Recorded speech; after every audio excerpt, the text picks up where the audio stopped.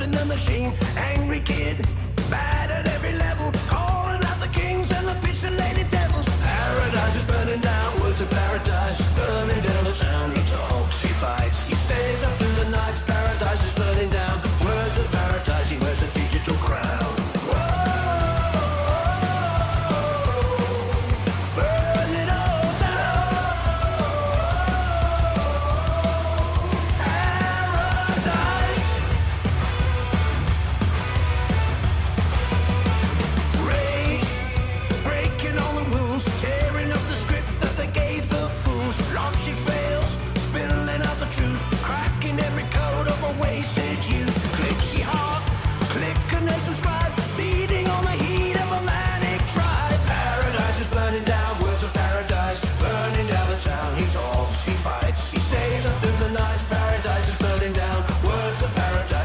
Digital crown. Burn it all down. Paradise. No more monsters, no more lies, no more games. Underneath the hollow skies, one man army against the flood, spilling out the data like it's fresh blue blood.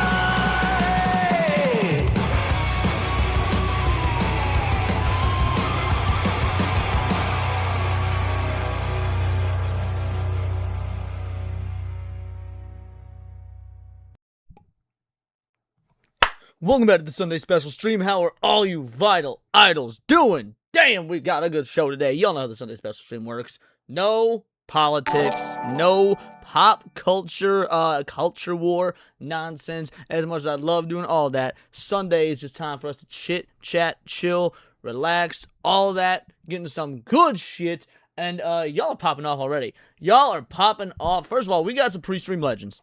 I gotta say hey to everybody. We got some pre-stream legends. First things first, our boy War Wizard came in with a 2-banger. Says, hey Asmin, I mean Leon. What up, homie? Draconic with a 2-banger. Says, Sunday fun day. How's it going, Leon in chat? You love to see it. Chat's popping off. War Wizard for a 2-banger. Hassan's head isn't small enough in the intro. You know what? I should have added that to the prompt. You're right. I should have added that to the prompt. I didn't even think about it. We got Sevy with the heavies coming in saying the intro is fire. Thank you. It's probably not as good as the one that Ciney put together that we're going to react to at the end of today's stream. We're not doing that to the end, but I'm glad people like it. I'm quite happy with it. And last but not least, Jake motherfucking Martin, member for 16 months. That's what it said. 17 months, actually. Intro kicking heavy ass. Shout out, thank you. You are all legends. This is for you. I'm loving it again. The game would absolutely get a pretty high score from me. How many bananas? A solid 8.5 incher for sure. That's I didn't what? No. And wouldn't it be nice to live together? Shout out. I appreciate you guys. I appreciate the donos. Thank you. Who we got in the house? T-Rex is here. Domical is here. Shout out to both of you. We got QJ, first time in a minute. Dylan B. Sebi with the heavies. War Wizard. Clip 420. Shalmazan. The Free Expression Warrior. Mass Hysteria. Jake motherfucking Martin, Matt Funcool, Anthony Way, Subhuman, what is up, Subhuman, Sleeping Nova 176, Combine, what's up, Combine? Anthony Way, who I may or may not have called out, could be wrong. Matt Stampford is here. Let's see, I think that might be everybody so far. Is there anybody I missed? If I missed you, I apologize. OBS be on some weird shit. Alrighty, crew. Alright, first things first. I know I'm gonna get heat if I don't cover it out the gate. I'm gonna get heat if I don't cover it out the gate.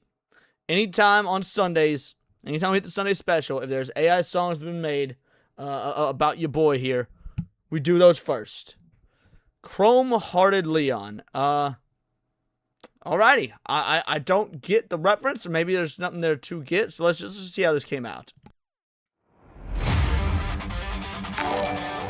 But before we do, Jonathan James Johnson Jr., aka QJ, came in with the thumb, with the horns, the sunglasses, the solid snake captured sign, aka the exclamation point, and the cheers. What is up? You'll love to see it. I appreciate you. This is for you, my man. Holy shit, I'm gonna come. That make you uncomfortable? That make you uncomfortable? I hope that made you uncomfortable. Alrighty, let's listen to this.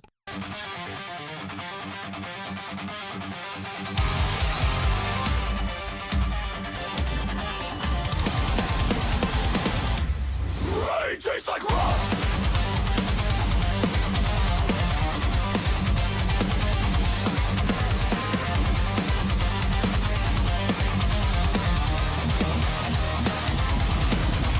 Smog in his lungs, old scars in his coat. Smog in his lungs? Smog in his lungs? No idea what you mean. No idea what you're talking about. Neon names on a cracked glass screen. All them ghosts he used to know. You want some cables and broken glass. Yeah, it's kind of got a Disturbed vibe to it. I'm not really sure how I feel lyrically about it yet, but I like the instrumental. It's got a good, like I said, Disturbed vibe to it. One more contract, one more pass. Every favor has a barcode tag. Every promise stamped in slag. Leon, cold-hearted, still breathing. In a city that sells every feeling. For the right price, he'll bleed, he'll burn. If the job is worth. Boy, do I sound like a grifter with that line. For the right price, he'll bleed, he'll burn. I guess you're getting the, yeah, kill switch engage is probably more accurate. Yes. For the right price, he'll bleed, he'll burn. Alright, you're the grift engaged. See the good turn gray, the bad turn gold. Ugly truths that never get told. Leon, chrome-hearted, still here. To wolf for fear, to liar, to disappear.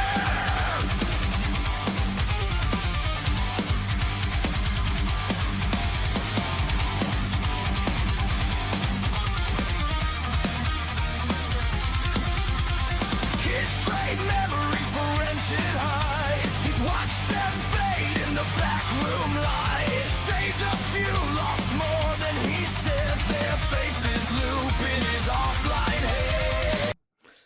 The face is looping an offline head. It's kind of amazing that you think that I have a life offline. I appreciate you giving me that much credit. He's done clean work. He's done true work.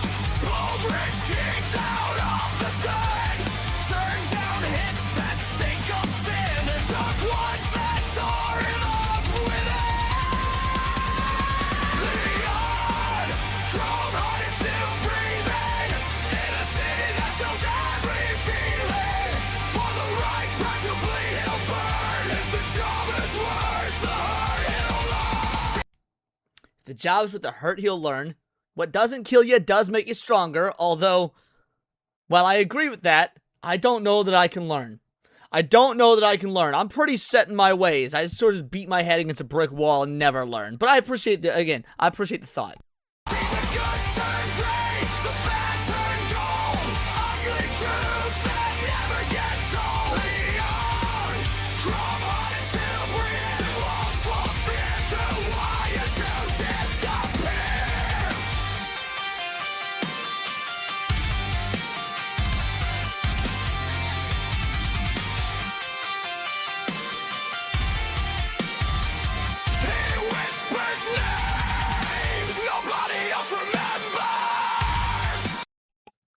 He whispers names nobody else remembers. R.I.P. Lofty Pixels. R.I.P. Lofty Pixels.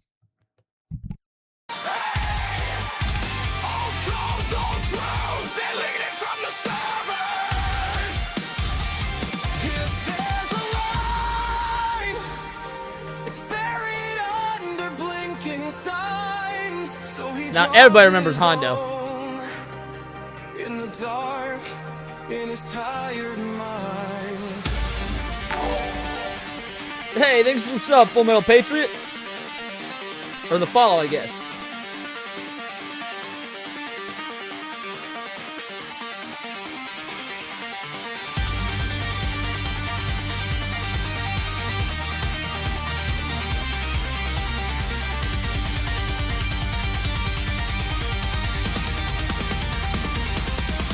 Leon, cold heart is still breathing in a city that shows every feeling. For the right price, you'll bleed, he'll burn. If the job is what is finalized, see the good turn gray, the bad turn gold. Likely truths that never get told. Leon, cold-hearted last one standing here to hold twice here, to try to disappear.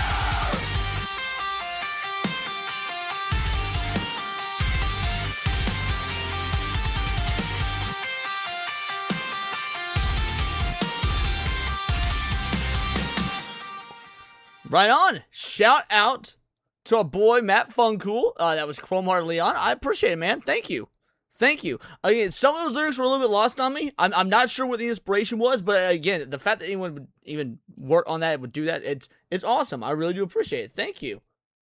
Alrighty, crew. So let's get into it. Let's get into the reactions of the day. So I'm owed another new game from the wife. I lost a bet. Have my eye on Horizon Zero Dawn. Or Mass PI. Any suggestions? Absolutely Mass PI. Absolutely Mass PI. Don't even bother touching the Horizon series. That gay-ass series. You fuck the Horizon games. Yeah, go Mass PI. That is absolutely your best bet. Alright. So y'all put this in the react request portion of the Discord. We've been doing a lot of Fat Electrician videos lately. You guys seem to love when I react to the Fat Electrician. And this one, I'm quite excited for. The most American thing ever, Bass Pro Shops. Because here's the dealio. You wouldn't know this looking at me. You wouldn't know with all the anime figures behind me and the fucking, the video games. I love Bass Pro. Anytime I go to a city with a Bass Pro, I make a point to visit said Bass Pro because I am from where Bass Pro originated. I'm a huge Bass Pro fan. I've been going to Bass Pro my whole life. I'm from the city where Bass Pro originated. And so anytime I travel and there's a Bass Pro around, I check out their Bass Pro and I compare it to the OG where I grew up. So let's learn about Bass Pro. Nothing is normal. Absolutely nothing. Every time I start a video, I was like, this is a cool company. I'm sure completely normal things are happening there. Never happens, okay? Started working on a Cabela's video, found out that they're actually owned by Bass Pro Shop. Okay, I'm gonna do a Bass Pro Shop video, and now there's... Cabela's ain't as cool as Bass Pro, by the way. Cabela's, even though they're owned by Bass Pro, Cabela's is like discount Bass Pro. If you got the option to go to a Cabela's or go to a Bass Pro, you always go to Bass Pro. Indian spiritual leaders and crystal skulls and pyramids and curses involved, and I don't even know what's going Jake gets it. We men of the Midwest can kill an entire afternoon at Bass Pro Shops. Absolutely. on. Today we're talking about the most American thing that has ever happened. That time that we took the world's 7th largest pyramid and turned it into a Bass Pro Shops. Okay, and just so we're all on the same page, it is not the simple fact that America turned the... By the way, the Pyramid Bass Pro, been there. It is in Memphis. Really cool for the novelty.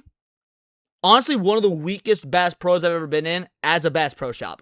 Like if I'm being completely honest, it is visually super cool to see a Bass Pro as a pyramid.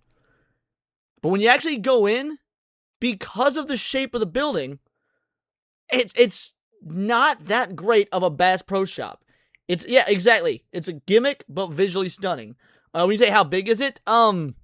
Well, the base of it is huge. The base of it's huge. It's like, probably, if I had to wager a guess, like 4 acres. If I had to wager a guess, probably about, probably close to 3. Probably about 3 acres. But it's just, I don't know. It just doesn't have that same Bass Pro feel. The world's 7th largest pyramid into a bait and tackle shop that's the most American thing ever. No, the most American thing is the story of how it happened because it reads like a redneck Indiana Jones script and it's absolutely insane, but we're gonna get to it right after a word from our sponsor.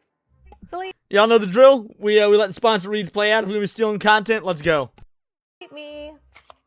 Why are you dressed like that? Why do you have a Tech 9? I'm going to the farmer's market. Okay. I love that she has a Tech 9, by the way, because if we're gonna be talking Midwest Missouri myths, right? Bass Pro from Missouri, Tech 9, one of the greatest rappers ever, is a Midwest Missouri rapper. So we got Bass Pro and Tech 9 in the same video, technically. Hey, that explains the outfit. Explain the Tech 9. Muriel's getting on my turf again. You look like you're going to go do a drive-by in a carriage. All right, here's the deal. Super simple, straightforward business model. You give them money, they turn around and make sure the data brokers on the internet aren't selling your personal information. What does that even mean? Okay, here's the entire internet and every free service on the planet. You went to a Tech 9 concert last year? No, mine was 2 years ago. Yeah, I went to a Tech 9 concert 2 summers ago. It was awesome. Tech 9 put on a fuck of a show. Yeah, I saw Tech 9 live summer before. I try to go to at least one concert per summer. So 2 years ago was Tech 9. Last year I went to see Bloody Wood, Ginger, and Baby Metal all in one show, and that was awesome. Planet inside of a nutshell, okay? There's a saying, if you're not paying for the product, you are the product. What that means is pretty much anything on the internet that you use, that's a service, whether that be Google, Facebook, Instagram, Snapchat, all of it, okay? It's all an app, so one of 2 things is happening. They're either gonna feed you ads, and that's how that company makes money since their service is free. Yeah, Baby Metal, I've seen Baby Metal 3 times, Anthony Way. I think Baby Metal's the band I've seen the most live. I've seen Baby Metal live 3 times. And yeah, so I'm from Missouri. I love Tennessee. Tennessee's a great state. Most of my family's from Kentucky, but I'm from Missouri. Or My family is mostly from Kentucky, Michigan, and Texas. And then they all kind of coalesced and settled down in Missouri.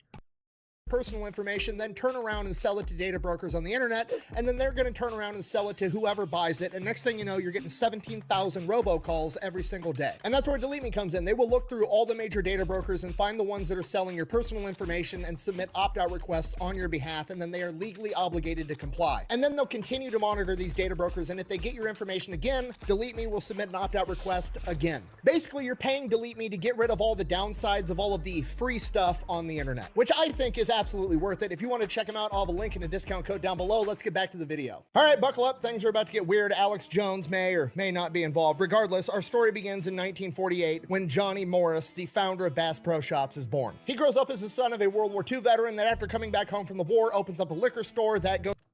And the liquor store, if I'm correct in my Missouri history, another one of the great Missouri stories is Brown Derby. Brown Derby is fucking great. I love Brown Derby. Gone to the Brown Derby International Wine Cellar before, and it is not just wine. I've gotten some of the most high dollar, nice fucking alcohol at Brown Derby. So yeah, I couldn't remember which came first, Brown Derby or Bass Pro Shops. As well, so he opens up another liquor store soon. He's got an entire chain of regional liquor stores called Brown Derby.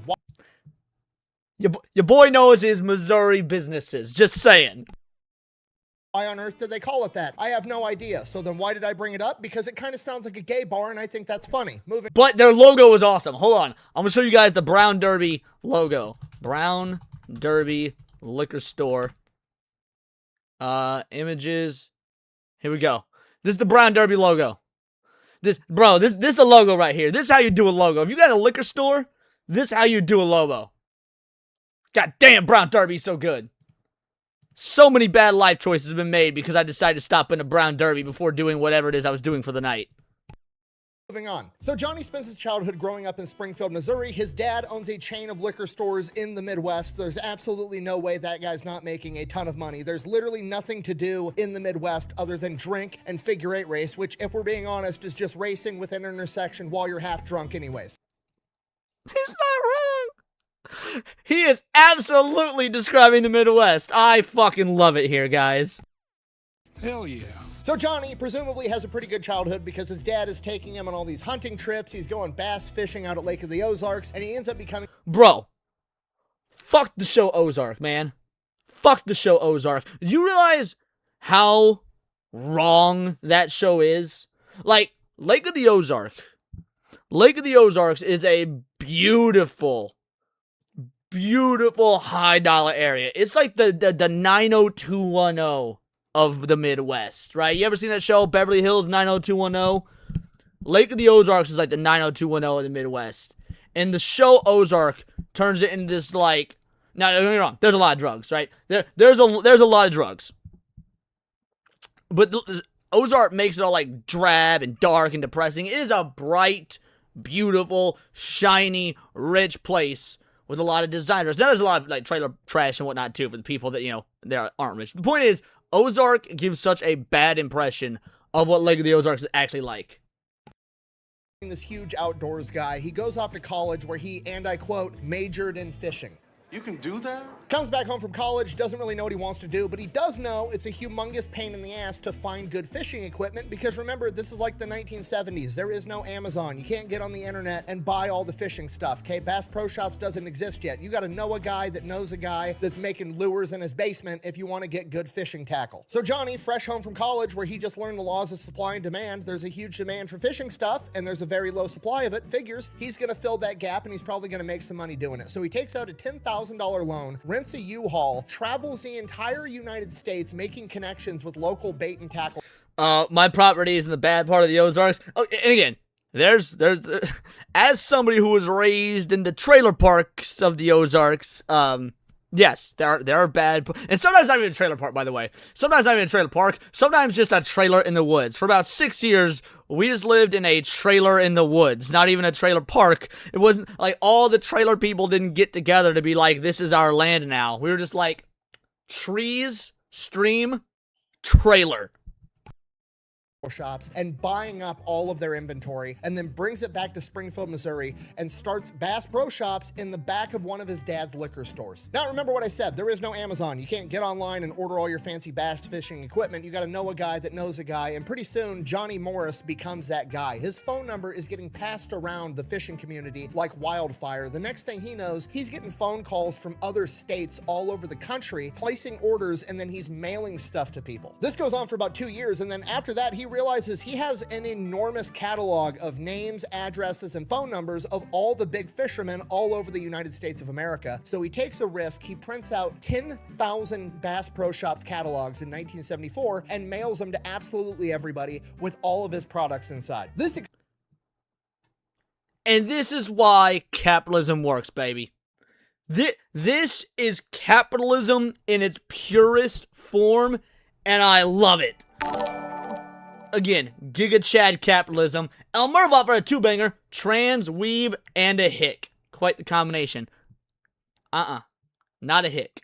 Hillbilly. I don't like the word hick. Hick is so, like, look, just because we're hillbillies don't mean we ain't smart. So you gotta throw in a word with multiple syllables. I.e., hillbilly. Yo, we just got a new Blackstreet raid. Shout out, Salad Greenskin just came in from New Plug Street. Shout out New Plug Street. Thanks for the raid, Kata and Atreus. I appreciate you. For those of you guys coming from New Black Street, you were going from one type of like hood to another. You're going from Harlem to the trailer park, because that's what we're doing right now. Like it's the same thing. The trailer park, the white people ghetto. You're going from New Black Street to that, because we're talking about Bass Pro Shops right now. Shout out New Black Street. Explodes into a humongous mail order business, which is basically the Amazon of its time. And as he continues to grow the business, he's like, you know what? Fuck it. I'm just going to start selling fishing boats out of my catalog too. But I'm not just going to sell the boat. I'm going to sell the boat with the motor and the trailer, all for one price, one-stop shop. You get everything. Up until this point, if you wanted to buy a fishing boat, when you're a kid, bro, when you're a kid and your dad wants to go to Bass Pro Shops, and you're always so excited. Why? Because while your dad's looking around, all the bait and the tackle and the guns and all the cool shit that you don't really know much about because you're still growing and learning, you get to hop in the boats and just pretend to drive. It's like, oh, this is a little cruiser. Oh, this is a pontoon boat. You get to drive all the boats. had to go buy the boat, then you had to go buy the motor, then you had to figure out how to get a fucking trailer. It was a whole day-long event. Now you could just call up Johnny and have the boat delivered to you. It was perfect. His boats end up becoming the most popular boat in America and the most manufactured boat on the planet. Then in 1980, he realizes, like, you know what? I bet people would really appreciate a place where they could just drive their truck, pick up the boat on the trailer, be able to look at all the fishing lures, all the stuff I have for sale. I'm gonna build an enormous retail place. He builds. And this is it, baby. This is it. This is the Mecca. I've been to this store so many fucking... This specifically, the one that he has the picture of on screen right now. Because these are now all over the country. But this exact one, I have been to... I've probably been to this store in my life more times than I've had sex. Let's be real. The world's first Bass Pro Shops outdoor world is 300,000 square feet. There's fish tanks. There's exotic animals stuffed all over the walls. It's not just a store. It's basically like it's an experience. It's not a store.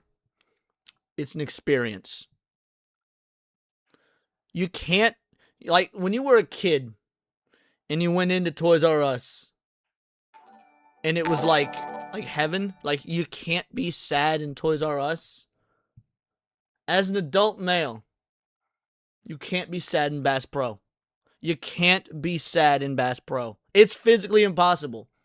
If somebody, like, hits your dog and like, your dog is alive and it's, like, just, like, twitching and you have to go to the vet and have the difficult decision made to put your dog down, if you need a pick-me-up afterwards, go to Brown Derby and then go to Bass Pro. War Wizard for a two-banger says, weird name for a gay club. Someone banned his bitch. Dead zoo, except the fish are alive. It's basically Willy Wonka's chocolate factory for rednecks, okay? People travel from hours and hours away to make their pilgrimage to Bass Pro Shops. This is true, by the way. Before there were Bass Pros all over the country, it was literally like a vacate. Like, people would come to Missouri just for Bass Pro. They would come from all over the country just for Redneck Mecca.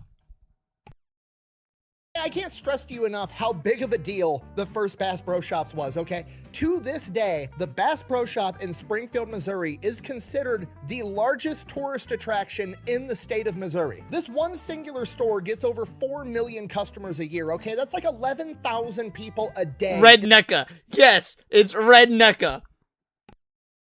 Inside of this bait and tackle shop. Okay, and at this point you're like, wow, that's a lot of people. No, that's a metric fuck ton of people going to buy fishing lures, okay? Disneyland gets 40,000 people a day. You've got 25% the business volume of Disneyland, and all you're doing is selling fishing equipment. No.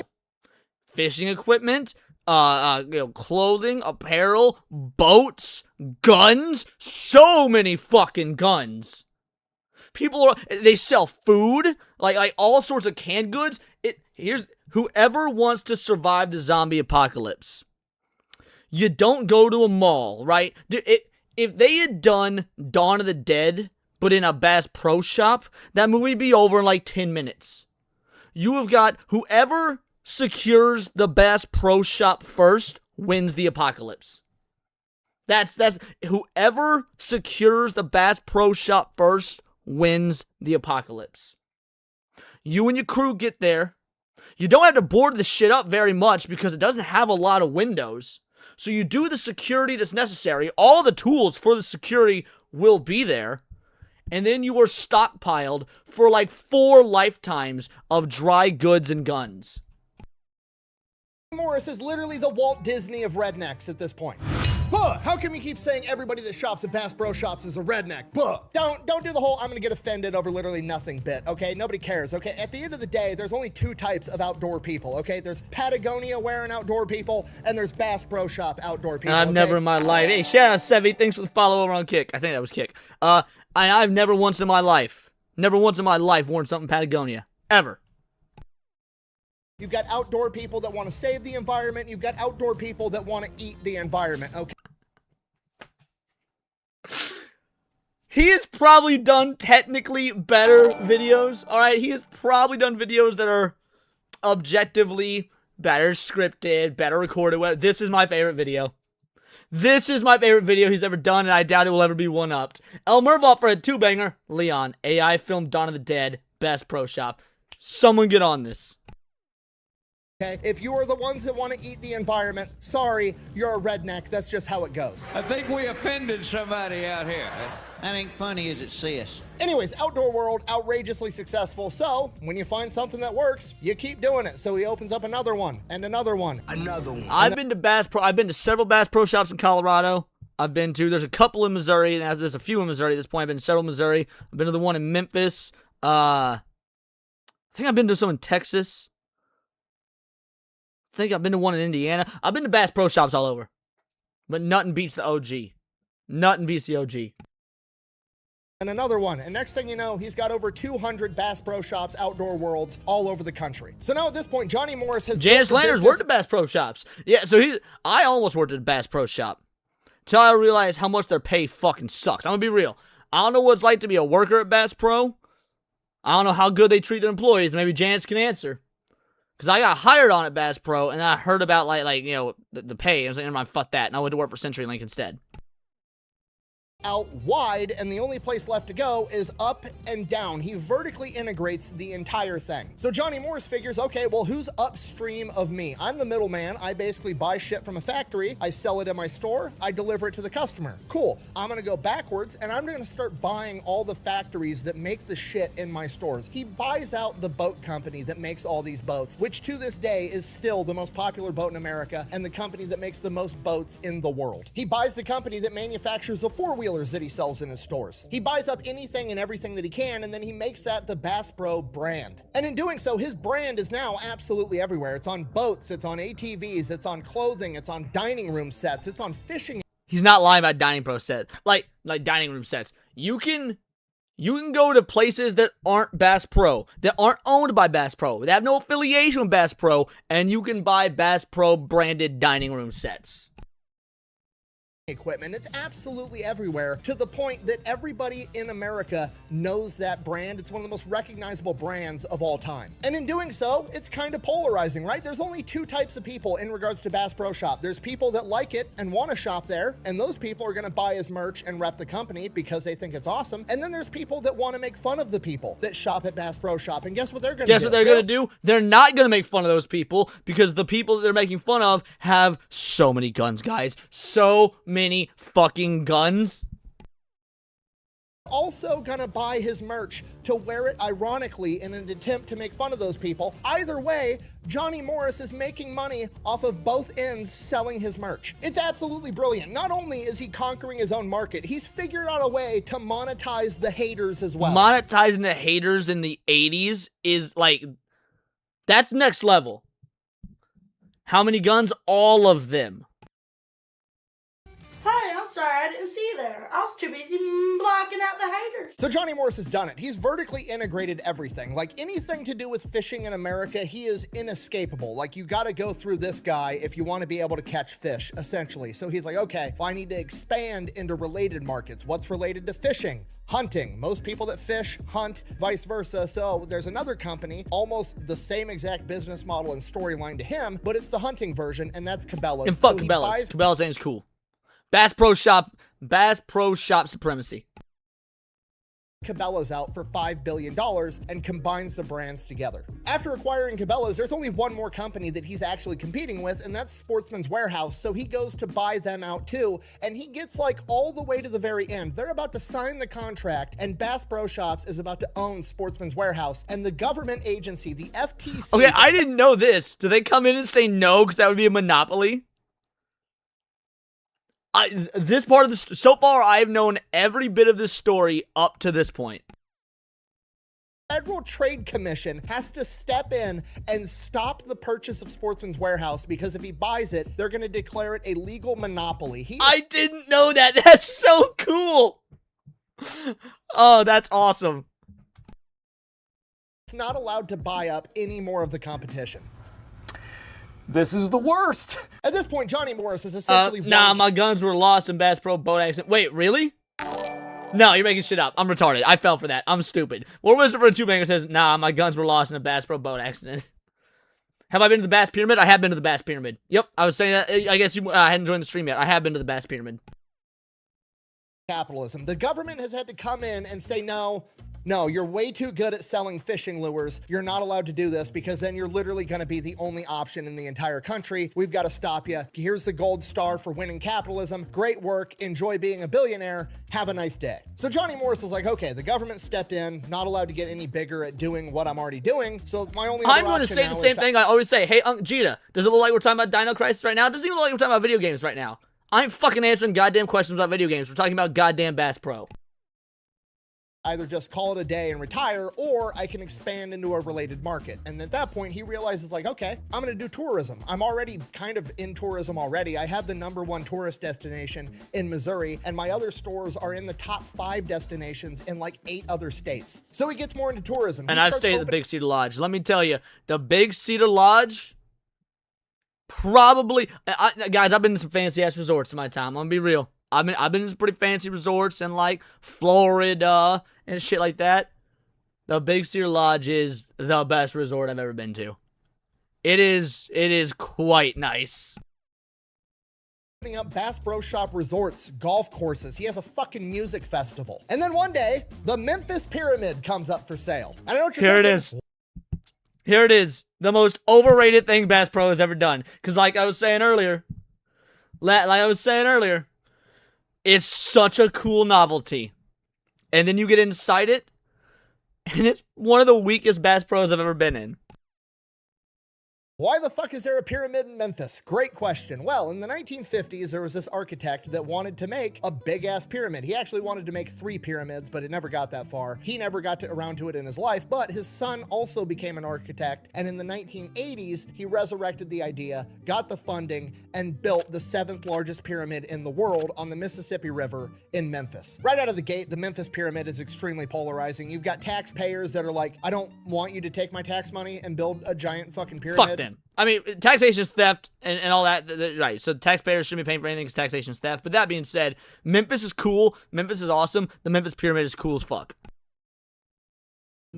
No. And then there's other people that are like, fuck yeah, this is America, let's build a giant pyramid. Right And kind then of you've people. got people coming out of left field like Alex Jones claiming that the people behind it are part of the occult and they're building a secret satanic worship temple or some shit. These guys are admittedly into the occult. You can just look up their names. They're all over the local newspapers. And originally, it was an event center. People were going to have basketball games Bass there, Pro tier list boxing win. match. I need to go to more. I think I've been to like 9 Bass Pros across the country. Before I do a Bass Pro tier list, I need to go to more Bass Pros. They've got over 200 locations. 9 doesn't cut it. 9 doesn't cut it. Mike Tyson fought there. They were going to have concerts, all kinds of stuff. So they started building it in 1989. It finally opens up in 1991. And right before the Memphis Pyramid is about to open up, the maintenance crew goes up to the very top. And at the very top, there's a metal box welded at the top of the pyramid. And they're like, what the fuck is that? So they go, they get the project manager. They end up chipping away at this welding. They rip this box down. Inside this metal box is a smaller wooden box. So they pull that up, they open it, and there's like a of just incense and perfume and shit that comes out. And inside of the box is a fucking crystal skull inside of a velvet cloth. What? Okay, we're moving from Bass Pro lore to Memphis Pyramid lore. I have never heard this. This is bananas.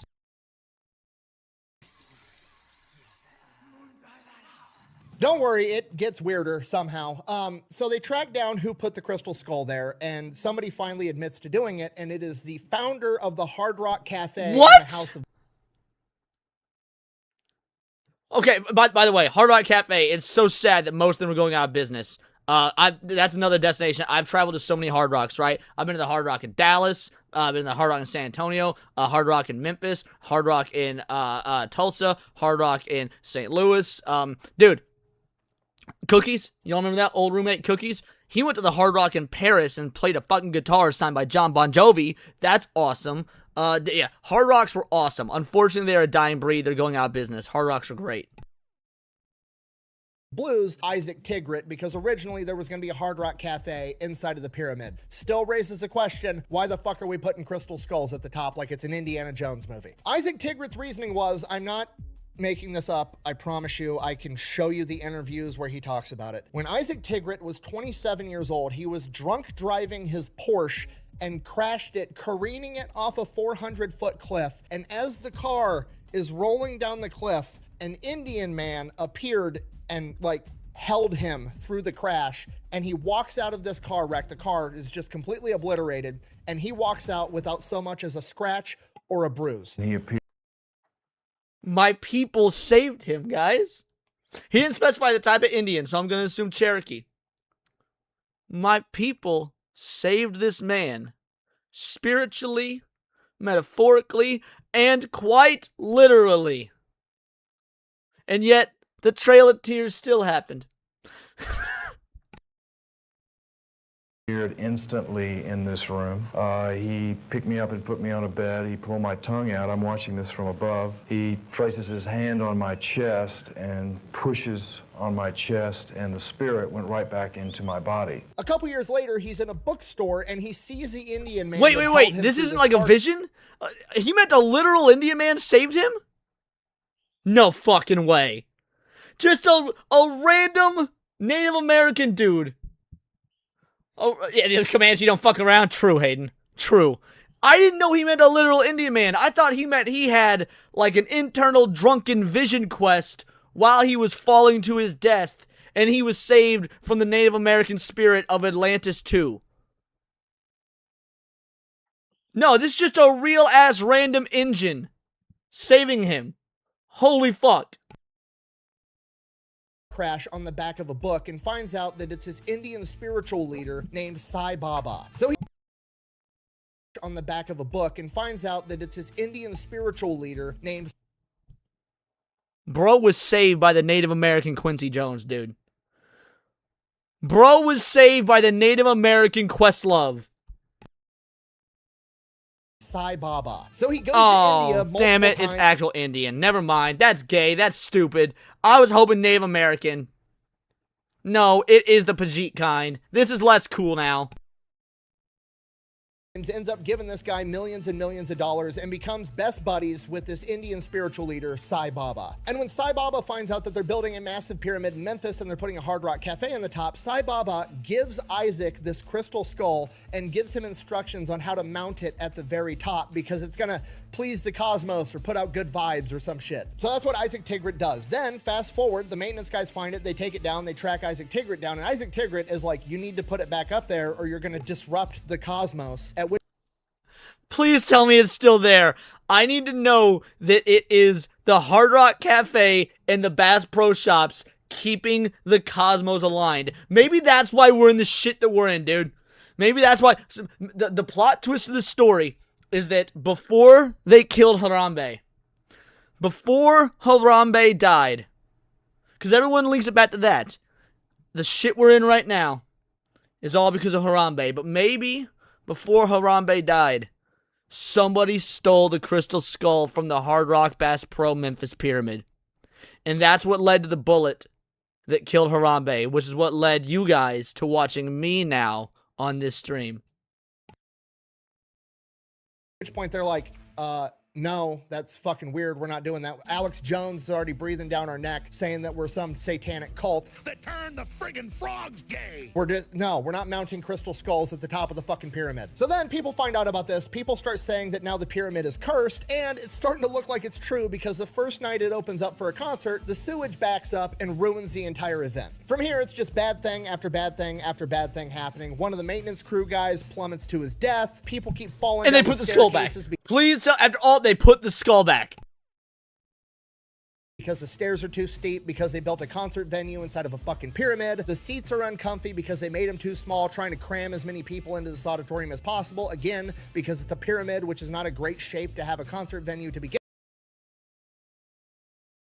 with. Eventually, a bunch of musicians refused to even play that venue because apparently the acoustics inside of a pyramid aren't that great. The entire venue just becomes synonymous with not having a good time. It's a huge waste of taxpayer money. Memphis is actually losing money every single month keeping this place open, and the people in Memphis start referring to it as the Tomb of Doom. That is so fucking metal, dude. The Tomb of Doom. Guys, I would like to remind you, we are 14 and a half minutes in. We're almost finished. We went from guy who was the son of a World War II veteran who opened a liquor store to Tomb of Doom where a crystal skull was found mounted to the ceiling. And I would like to remind you all, you need to visit Bass Pro. You need to visit Bass Pro. The entire venue is just shut down. Nobody wants to go there anymore. And now there's just a big, empty, haunted pyramid on the Mississippi River in Memphis, Tennessee. Cue Johnny Morris, the guy expanding his hospitality and resort business. And he's like, you know what? I could put a Bass Pro Shop in that motherfucker. It'd be awesome. At face value. And he's not wrong. And he's not wrong, dude. It is awesome. Again, it's not that great of a Bass Pro, but it's awesome. It's worth it to say you've been there. Funny, why wouldn't you go to a giant pyramid to buy a fishing lure? That's hilarious. But we're also going to call it the redneck Mecca. Why is that funny? Well, because Mecca is the holiest place in the Muslim faith, and every single Muslim on the planet is obligated to go there at least once in their life if they're physically and financially capable of doing so. We're going to quietly insinuate that every redneck in North America has a religious obligation to make a pilgrimage to Memphis so that they can buy a fishing lure from our pyramid. Yo, want to know the most hilarious part about the fact that I went there? Here's what you guys need to know about when I went to Redneck Mecca.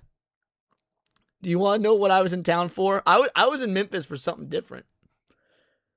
I need you guys to guess what I was in Memphis for, juxtaposed to what I went to when I went to the pyramid. Because they are so contradictory. No, not getting married again. Nope, not visiting Graceland. No, not trafficking meth. I missed a trip to Graceland. I need to go back so I can visit. Yep, there it is. Bruce Fields got it. An anime convention. An anime convention.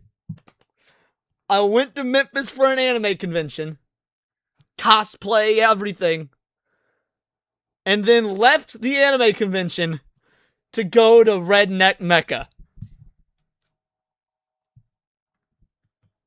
Then we're going to put a 100-room resort at the bottom of it. We're going to have a bowling alley. There's going to be an indoor swamp, a shooting range. It's going to be fucking awesome. And I know what you're thinking. Why on earth would you want to put your retail business inside of a haunted? No, I did not go in cosplay.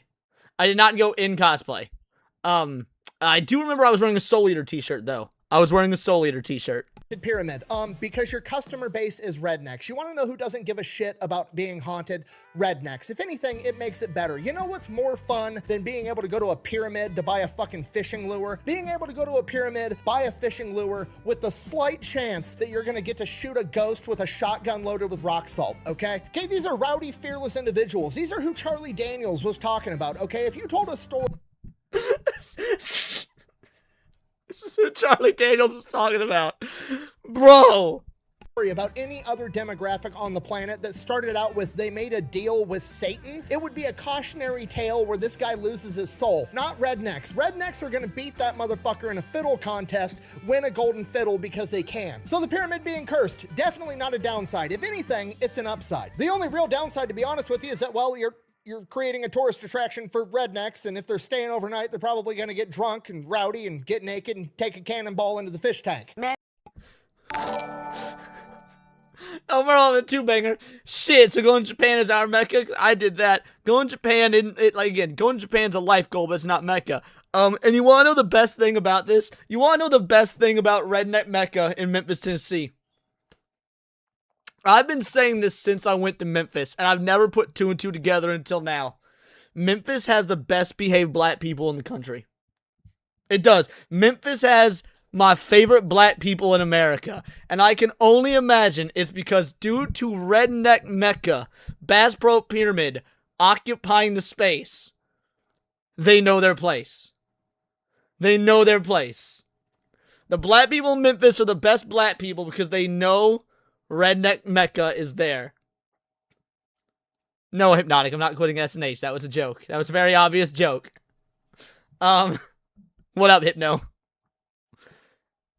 Made quite a splash at a Bass Pro Shop when he swam naked. Police say he crashed his car in the parking lot, took off all of his clothes, he jumped into the water yelling cannonball. And then of course there's the cost. Obviously buying the world's 7th largest pyramid that's on the river on prime real estate is going to be pretty expensive whether it's haunted or not. So Johnny Morris doesn't really know if it's going to be a good business idea. He definitely doesn't want to lose money, so he just kind of like sets it in the hands of God and lets him make the decision. He decides, you know what? I'm just going to schedule a fishing trip on the Mississippi River right near the pyramid, and I'm gonna go fishing for catfish, and if I catch a really big catfish, that's gonna be my sign that I'm gonna buy this pyramid. And sure enough, did you see the video of the guy at the doorbell saying he went into the person's side? I did, but I have no context for it. By the way, Memphis catfish is the best catfish. So yeah, when Johnny Moore says I'm gonna go fishing for catfish, yes, Memphis catfish is the best catfish. There's a reason the song "Walking in Memphis," one of the greatest songs ever written by Mark Cohn, one of the greatest songs ever written, comma, and it's by Mark Cohn, has the lyric, "There's catfish on the table."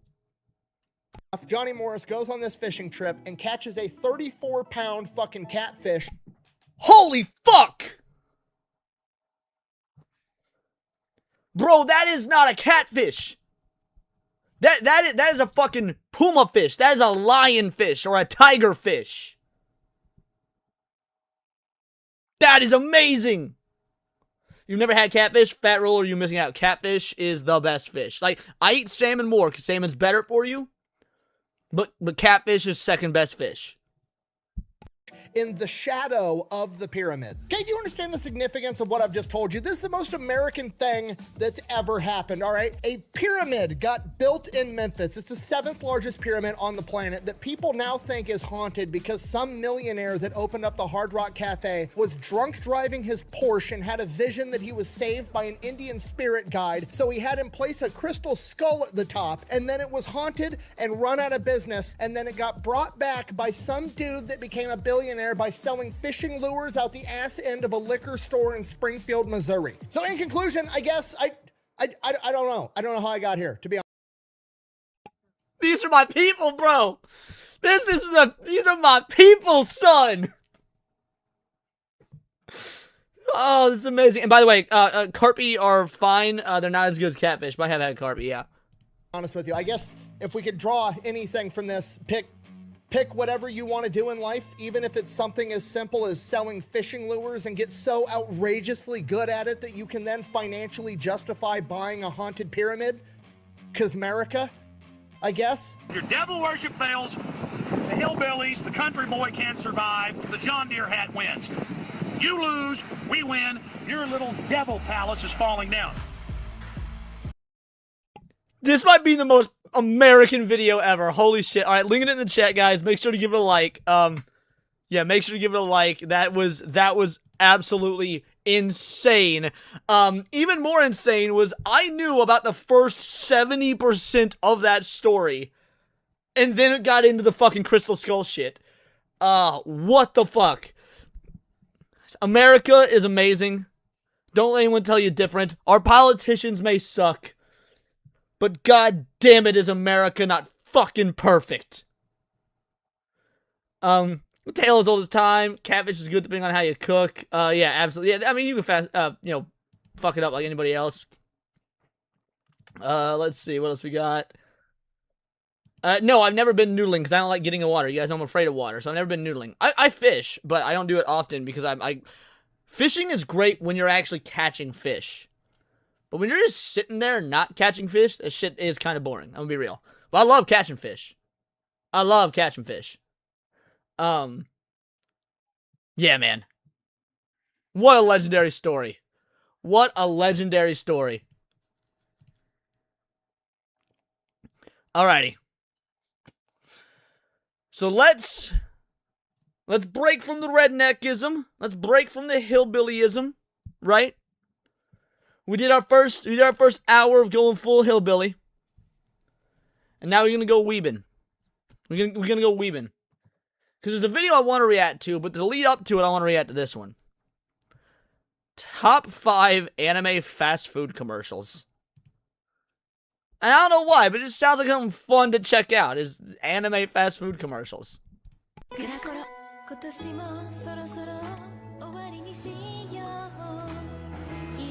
Watch this be the section of the stream that gets me demonetized, right? That gets the fucking stream copyright struck or whatever. Bass Pro? Nah, they don't give a fuck. Anime McDonald's, though? Rape you.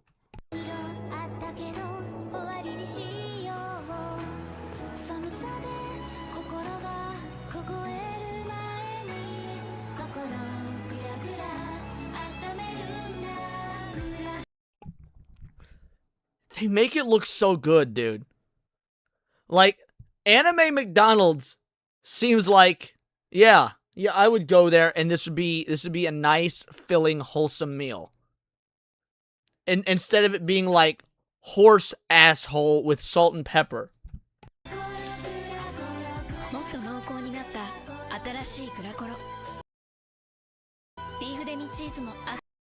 Even the Japanese,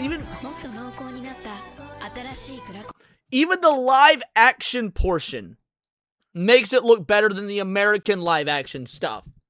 Like, we got American McDonald's commercials, and obviously they fake it to make it all look so good, because it's not real. What you see in the commercial is not real. But even the fake American commercial version of the fast food doesn't look as good as the fake real Japanese. You guys get what I'm saying. You guys get what I'm saying, okay? Mervot for a 2-banger. I had that sandwich. Teriyaki burger. It looks good. I'd eat it.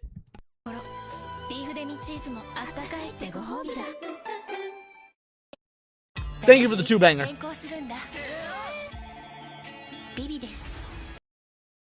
I'm so depressed, by the way. I'm so depressed. I was so excited. I was hyping it up. I was talking to you guys about it on stream. About the Popeyes One Piece crossover. The Popeyes One Piece cross. Did y'all know it's only in 6 fucking Popeyes across the country? 6 fucking Popeyes across this godforsaken country. Bass Pro would never. Bass Pro. If Bass Pro was doing a One Piece collab, first of all, that means we could get ourselves a real life-size Going Mary or 1000 Sunny. I would take out, like, a loan on my own grandmother's life for that. 6 Popeyes. I'm never eating at Popeyes again. I'm never eating at a fucking Popeyes again, bro.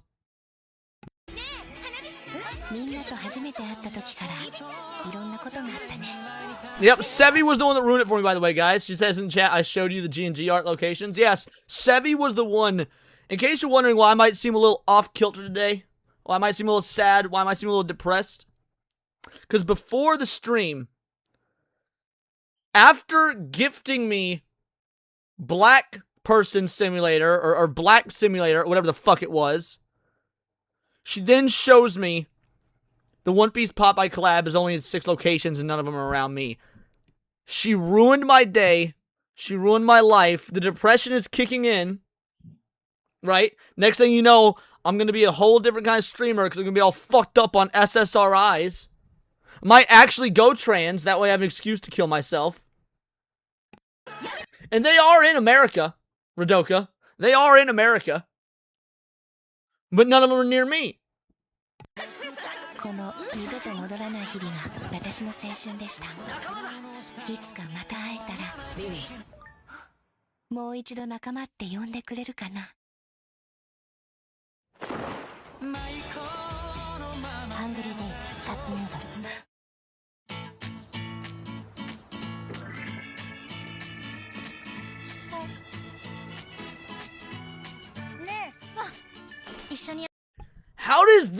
How do you do a McDonald's in a different art style? Like, this is a McDonald's in a different fucking art style.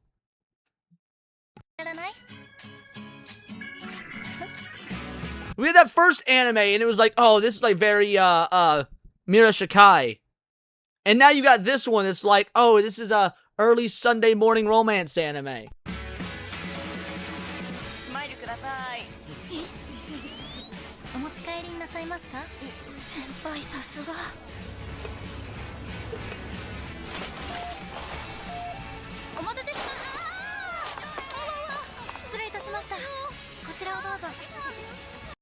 Why did you tell me about the One Piece collab? You made me so sad and depressed. I didn't know it was only in 6 fucking locations. I didn't find out until today, Ciney.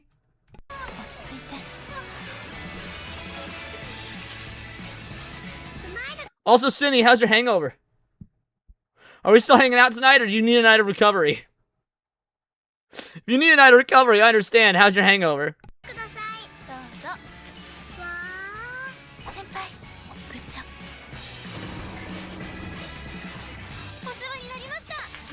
I'm not out here ruining lives, okay? Sevi ruined my life.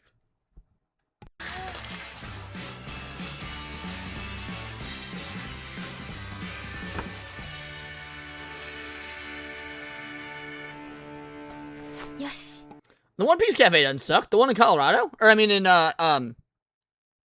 Vegas. I went to the One Piece Cafe in Vegas. I thought it was cool. It was a little bit more bare bones than I was expecting, but it was still cool.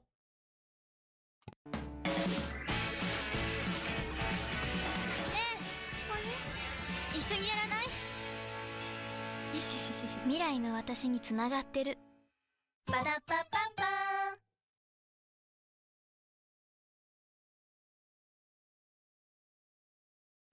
パパ。おお、よく来れたな。単身赴任のアパートに娘たちがやってきた。なんか荷物多すぎないか？内緒。ああ、あの荷物ね。さあ、何かしらね。おいおい。 This is so wholesome so far. Like, these have all been wholesome, but this has been the most wholesome. え、パパの好きなもの？ごちそう作るの。え、ごちそう？そうね。ふんわり甘い卵焼き。玉ねぎたっぷりハンバーグ。二人だけで大丈夫？やっぱりパパも手伝おうかな。パパは座ってて。座ってて。 Good children. Good kids. Dad, go relax. We'll take care of all the cooking and the cleaning and the chores and basically be your little servants. Good kids. ご飯はちょっと固めかな。見ないうちに大きくなったな。だってパパ、一人でろくなもの食べてないと思うんだ。だからごちそう作ってあげるんだよね。ね。ごめんなさい。料理の出来は散々だった。 Cooking was a disaster. だけど、美味しい。我が家の味だ。パパ、お仕事頑張ってね。あ。Yeah, never in America. Never in America. You can't be more than 7 hours away from the Chicago location. I'm not 8 hours from Chicago, actually. I mean, if I drive like the wind, I could probably get to Chicago in like 6.5 to 7 hours.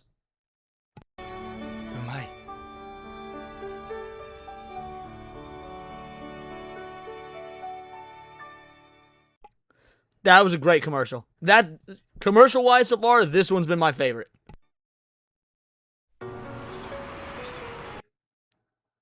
And another McDonald's one. Let's go. よし。お疲れ様。あ、先輩。バイトよろしくね。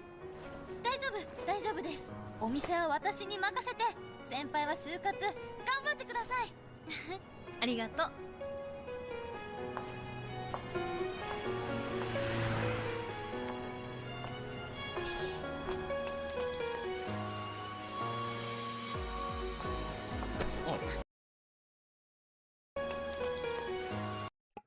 Why does this look so deep and dramatic?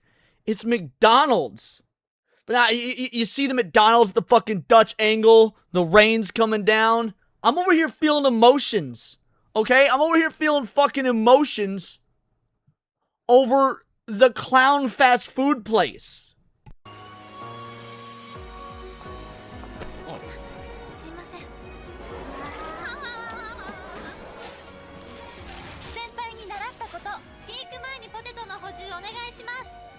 お、やるな。マックで学んだこと、まとめてみたんですが、こんなプランはどうでしょう。いいね。 Bro, this is the best kind of propaganda. She is now some head honcho career girl boss because of what she learned at McDonald's. This, like Japanese Mickey D's marketing knows their shit. 本日はありがとうございました。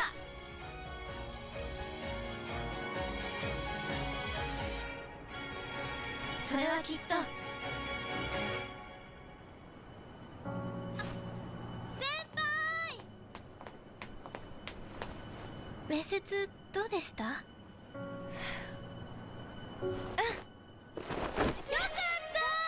ずっと気になってたんですよ。でも仕事 from McDonald's to a fucking, like, corporate head honcho. This is such great propaganda.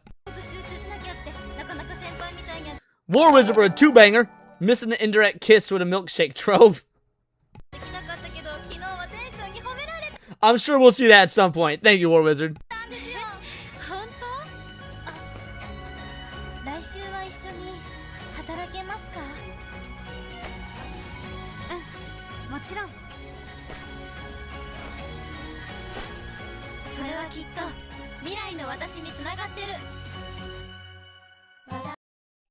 And it was an Olympics crossover. So that was great. That was wholesome. That was nice. And the reason I wanted to watch that is because I wanted to have some good anime feelings. I wanted to have some nice, good, happy anime feelings before we react to this one. The lost era of anime will never get back. And I'm curious, because, like, I've got my thoughts. I still watch anime. I watch modern anime. In fact, there's a lot of modern anime that I absolutely love. You know, we just finished Kaya-chan Isn't Scary. Absolutely loved it. Frieren has been so good. My Dress Up Darling, so great. But for most anime, there is something missing. Like we're missing that something we had in the late 80s, all throughout the 90s, into about the early 2000s. So let's figure out what this lost era of anime is. There's a kind of anime Japan literally cannot make anymore. Not won't, can't. And these types of anime will never be made ever again.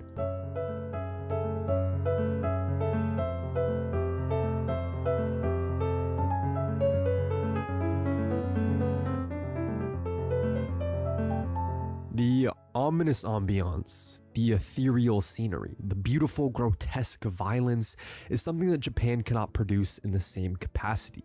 These and I've had this thought, and I don't know if it's just trends have changed, so it doesn't sell, times have changed, or, like, is there a legal reason? Is there a technological reason?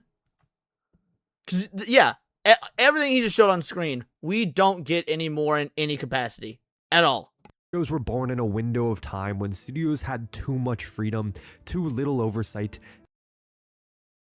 If any of y'all ain't ever seen this anime, Golden Boy, it is the greatest comedy anime of all time.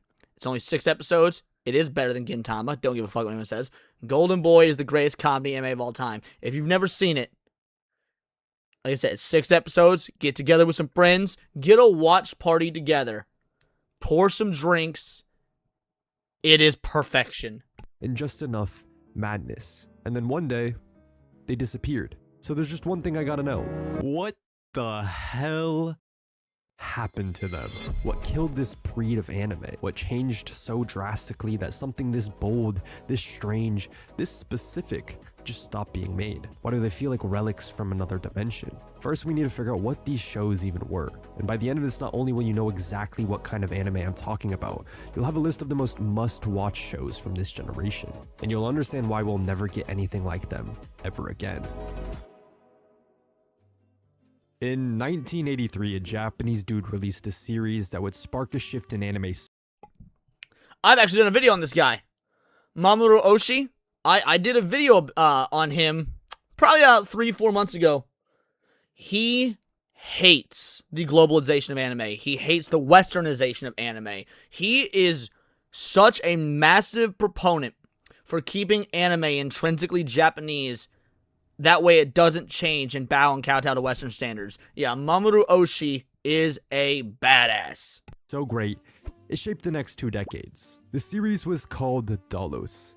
It was totally unremarkable in terms of its story by modern standards, only remarkable in the way that it was released. Dalos was never shown on TV.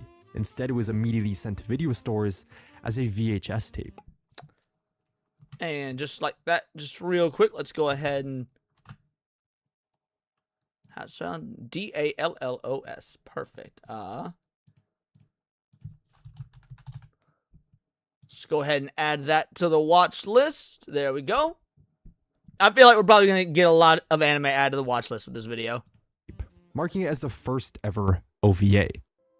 Original Video Animation. That's the first OVA? Well, now I feel like we gotta watch it just for the history. This is Angel's Egg. Angel's Egg is good. I highly recommend Angel's Egg for anyone that hasn't seen it. After Dollar shocked all of Japan in 1983, studios quickly followed.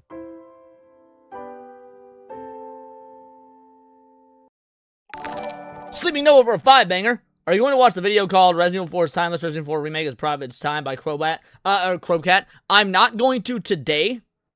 I'm not going to watch it today because I already had today's reactions planned out, and it's a 45-minute video. It was sent to me. Well, it wasn't sent to me, but T-Rex and a few others in the comments let me know before the stream started that video exists, and that apparently my footage and everything is used in it and referenced in it, which is awesome. So I've got the video bookmarked. We will probably cover it on a different stream over the course of this week. Or maybe I'll just do a solo reaction to it and post that. I'm not sure which. I kind of want to do it live. I want to do it with you guys. So it'll probably be done like Wednesday during the lunch hour. We'll do like a lot of, I feel like we'll probably do all of our, general like political stuff first. And I like to end the lunch hour streams on pop culture, stuff. So we'll probably do it Wednesday. We do have a Resident Evil thing to react to today. But yeah, because I already had all the plans lined up for what we're reacting to, and I didn't find out about that until right before the stream. But we will react to it probably on Wednesday. So it was only 2 years later Thank you for the 5-banger, by the way. until we got this masterpiece. Set in a desolate primordial world where only a single girl wanders. All she wants is to protect this egg. She thinks it'll hatch into an angel, and maybe that'll fix the emptiness around her. But what happens when someone tries to break that egg? What happens when that egg breaks? What's so gripping from Angel's Egg is its atmosphere. It's how a story with almost no dialogue, only 2 characters in an ocean of silence, can be so distinct. The setting, the ominous music, mixed with how the movie lingers on stills, builds an encompassing eerie tension that made me stew in my own thoughts until I couldn't help but be flooded with questions. The manga scared off the Chibi you covered. I will likely tomorrow on Countercast. I think I'm doing Countercast solo tomorrow because Ciney being on vacation. I think I'm doing Countercast solo. I don't think I have a co-host, so I'm either going to cover that or it might be the whole thing covering Leaflit and Celestium's debate on trans stuff. I'm not sure. It's spectacular. One of the most evocative anime I've ever seen. Wait, watch Something Angel like Egg. this is only Watch possible Angel. because It's so it's an good. OVA. Now imagine for a second you tried pitching something like this to a modern production committee and they'd look at you like you were insane. But that's the thing. OVAs weren't built for mass appeal. They weren't meant to fill airtime or rake in box office numbers, because OVAs were designed to be bought physically before anyone ever saw a single frame. No TV broadcasts, no theatrical runs, just straight to VHS. And that gave creators a rare kind of freedom to make something stranger, slower. This right here is the greatest anime of all time. I've been telling people this since I got on YouTube for the last 3 years. This is Legend of the Galactic Heroes. In fact, y'all want proof? I evangelize this anime. It is the greatest anime of all time. If you go to this post right, where is it? Right here. Best story. Legend of the Galactic Heroes. You will never see a better space opera. It's better than Star Wars. You'll never see a better story.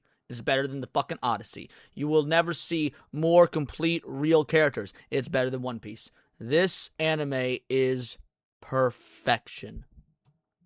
More specific, designed for a niche audience. With no time slots to fill, no censors to please, no runtime restrictions to worry about, it was just a director's unfiltered vision. This allowed them to create such distinct works that are missing in modern anime. Which leads me to the next OVA that you might have missed, and I don't say this lightly. It might be the weirdest, most visually unhinged thing I've ever seen. Meet Cat. Alright. Unhinged, you say? Cat Soup is going on the watch list. Bingo, bango, bongo. Oh, from 2001. Huh. Alright. Soup, an experimental short film released in 2001. It follows the story of these two cats in particular, where this one tragically passes away, and while her soul is leaving her body, her sibling does everything he can to stop it, resulting in her soul splitting in two, which leaves his sister as a husk of her former self. So he goes on an adventure through the land of the dead to try to bring her back to how she once was. It sounds dramatic to say, but this might genuinely be one of the weirdest, most original things I've ever watched. Experiencing a surreal The animation and visuals look incredible. dialogue-free film centered around these two characters that's filled with existential imagery of a world collapsing in on itself is not something I could have ever expected. I mean that in the best way possible. The series is a perfect example of how wildly experimental an OVA can be. It has an awkward runtime of 35 minutes. It has no dialogue. Oh, that should be a very easy watch. Next anime night, me and Ciney might have to watch this if she hasn't seen it, because I haven't. It has these. There's a new manga of Legend of the Galactic Heroes. I did not even know that. No, there was a new anime remake, and it's awful. It is one of the worst anime I've ever seen in in my entire lifetime of watching anime.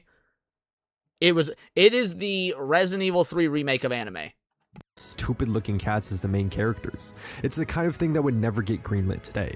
Likewise, I'd be shocked if you could find a current series as unapologetically provocative as this comedy OVA master.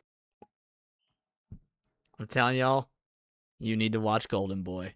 Peace. Now, Golden Boy is almost the OVA of OVAs to be watching from that older generation. It came out in 1995 with a dub that rivals the legendary titan of comedy. That's another thing. Watch it dubbed. I know that most of us are like, hey, sub only, and usually I agree. Dude, some dubs are so bad they're good. And the dub here is so bad it's perfect. Anime dubs, ghost stories. Think of a big black man chasing you! Well, he's not racist. Golden Boy is a show that embodies the, yo, let's all get fucked up and watch this show at 3 a.m. and laugh. I told you to get a group of friends together, pour some drinks, and watch it. Because that was how I first experienced it. And now homeboy here, who I've never seen one of his videos, no idea who he is saying the exact same thing. You get a group of friends together, you pour some drinks, you watch 6 episodes, it gets so fucking weird. It's great. Laugh our asses off. Its formula is simple. New episode, new job, new girl, Kentaro starts tweaking out. And usually leads to chaos and life lessons. Nothing groundbreaking here.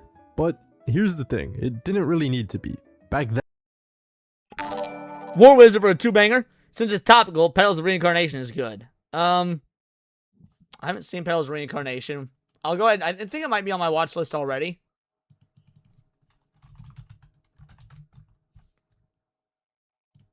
Is it on my watch list? No, I'll add it. I don't know when I'm going to watch it. It's modern. I'm very, very picky in modern anime. We'll see. Don't judge me if I don't like it, but we'll see. Then you would get this type of joke. You son of a... Now, you get something along the lines of this.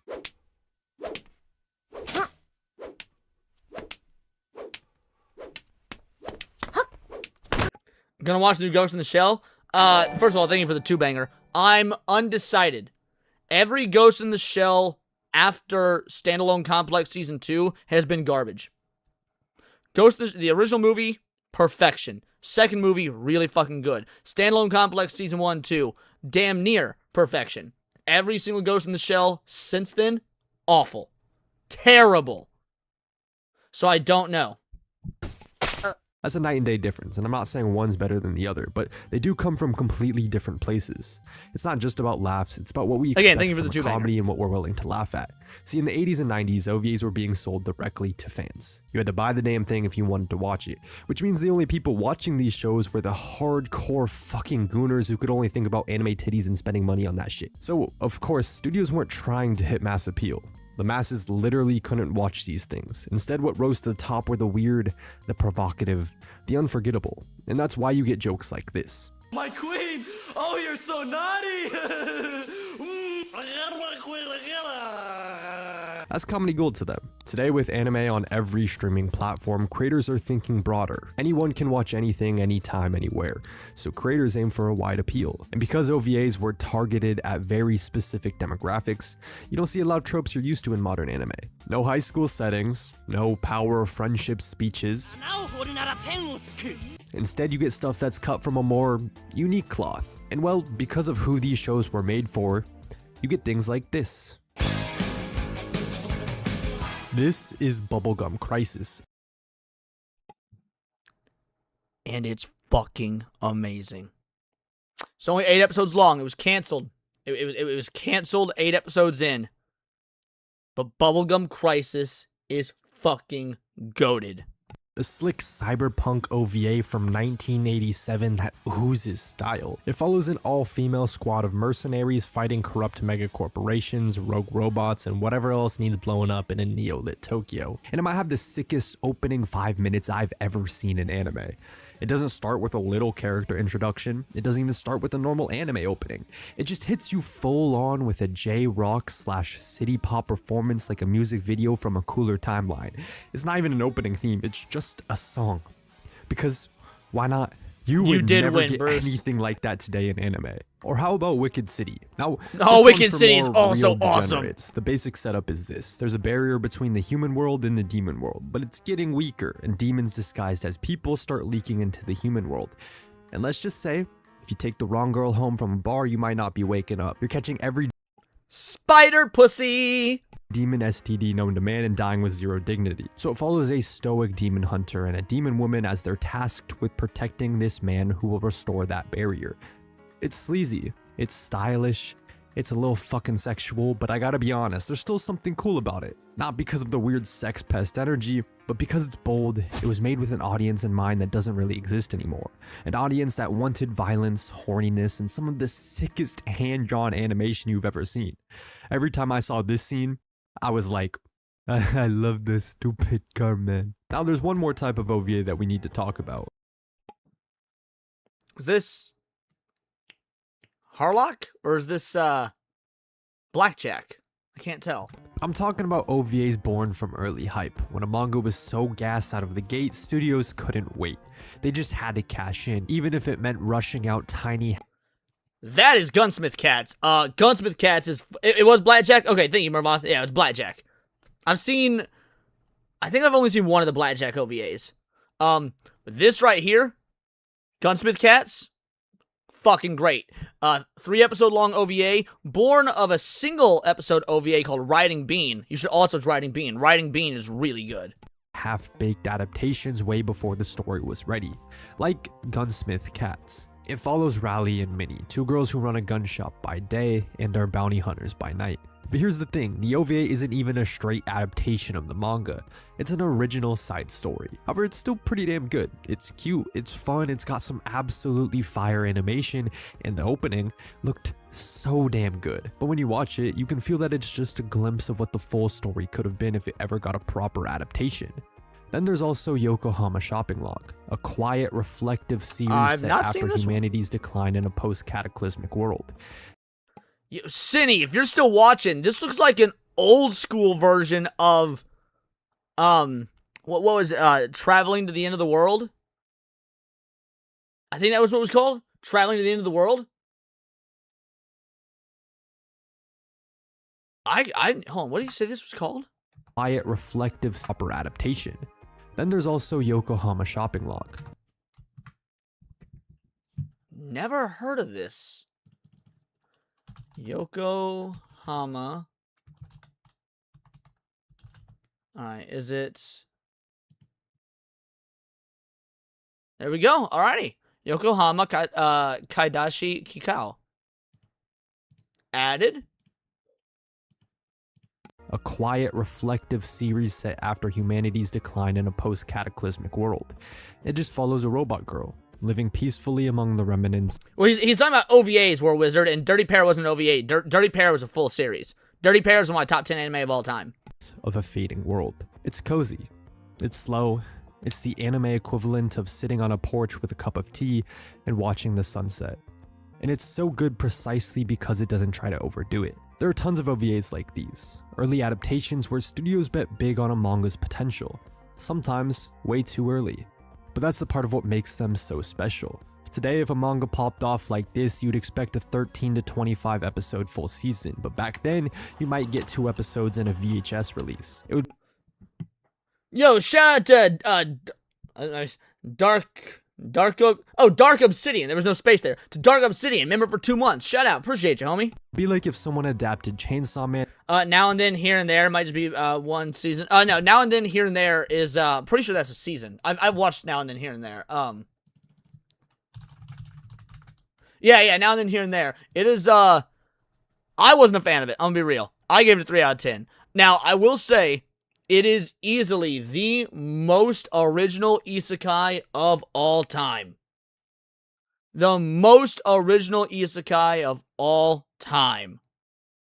But I didn't like the story. I thought the story was formulaic. I didn't care for the characters. Was not a fan. But that doesn't mean don't watch it, because y'all know that I'm king of the bad takes. So, give it a shot. It is, like I said, at least, if nothing else, it is the most original isekai ever made. Hypnotic, member for 19 months, shout out Hypno, says, how was your weekend? And he said that earlier as well. Am I missing something? Is there a joke there I'm missing? I mean, my weekend's been great so far. Great streams on Friday. Great episode of SNH last night. Stream with Ciney. Oh, it's a quartering reference. Oh, that's right. That's because his chat was spamming, how was your weekend? That's right. I'm retarded. Thank you, chat. I'm stupid. I'm engrossed in anime right now. I'm not even thinking about that quartering bullshit. This is the Sunday special stream. War Wizard for a 2-banger. Hypno, isn't it your day off? Which is why he's here watching me instead of making content, which I appreciate. Into an 8-episode OVA in 2019. Sure, this was gonna get an anime, but if you jump the gun that early, it's just too soon. That's why these early OVAs feel kinda like time capsules. They're not full adaptations. They're whispers of what could have been, snapshots of... Carlos Batista for a 2-banger. Where's Tenchi Muyo? That was my jam. Again, we're talking OVAs. Tenchi Muyo was not an OVA. I'm actually editing, getting ahead of the week. Nice. Good to hear, Hypno. Good to hear. But no, Tenchi Muyo was not an OVA. Tenchi Muyo was a full series. Potential before the story is even fully bloomed. And if you're a fan of the original manga, these OVAs feel like little treasures. But it's not just OVAs that captured that feeling. Oh, Tenchi Muyo hadn't... Oh, okay. There was an OVA. Did the OVA come before or after the series? Because like a lot of things have OVAs after the series. Fair enough. Naruto's gotten OVAs. Dragon Ball's gotten OVAs. So did Tenchi Star... Okay, Tenchi Star is an OVA? Okay, fair enough. I was unaware of that. It's not just the short, rough gems that we'll never see made this way again. There's a whole other side to this lost era of anime, and that's the films. So let me talk about a story that embodies that loss of grit, and is also my favorite anime film of all time. That's your favorite? Really? Like Vampire Hunter D is good. I like Vampire Hunter D. And that is true, Tiger King. One Piece did start as an OVA. I like Vampire Hunter D, but to have this as your favorite over things like Akira, Perfect Blue, Ninja Scroll, that's an interesting pick.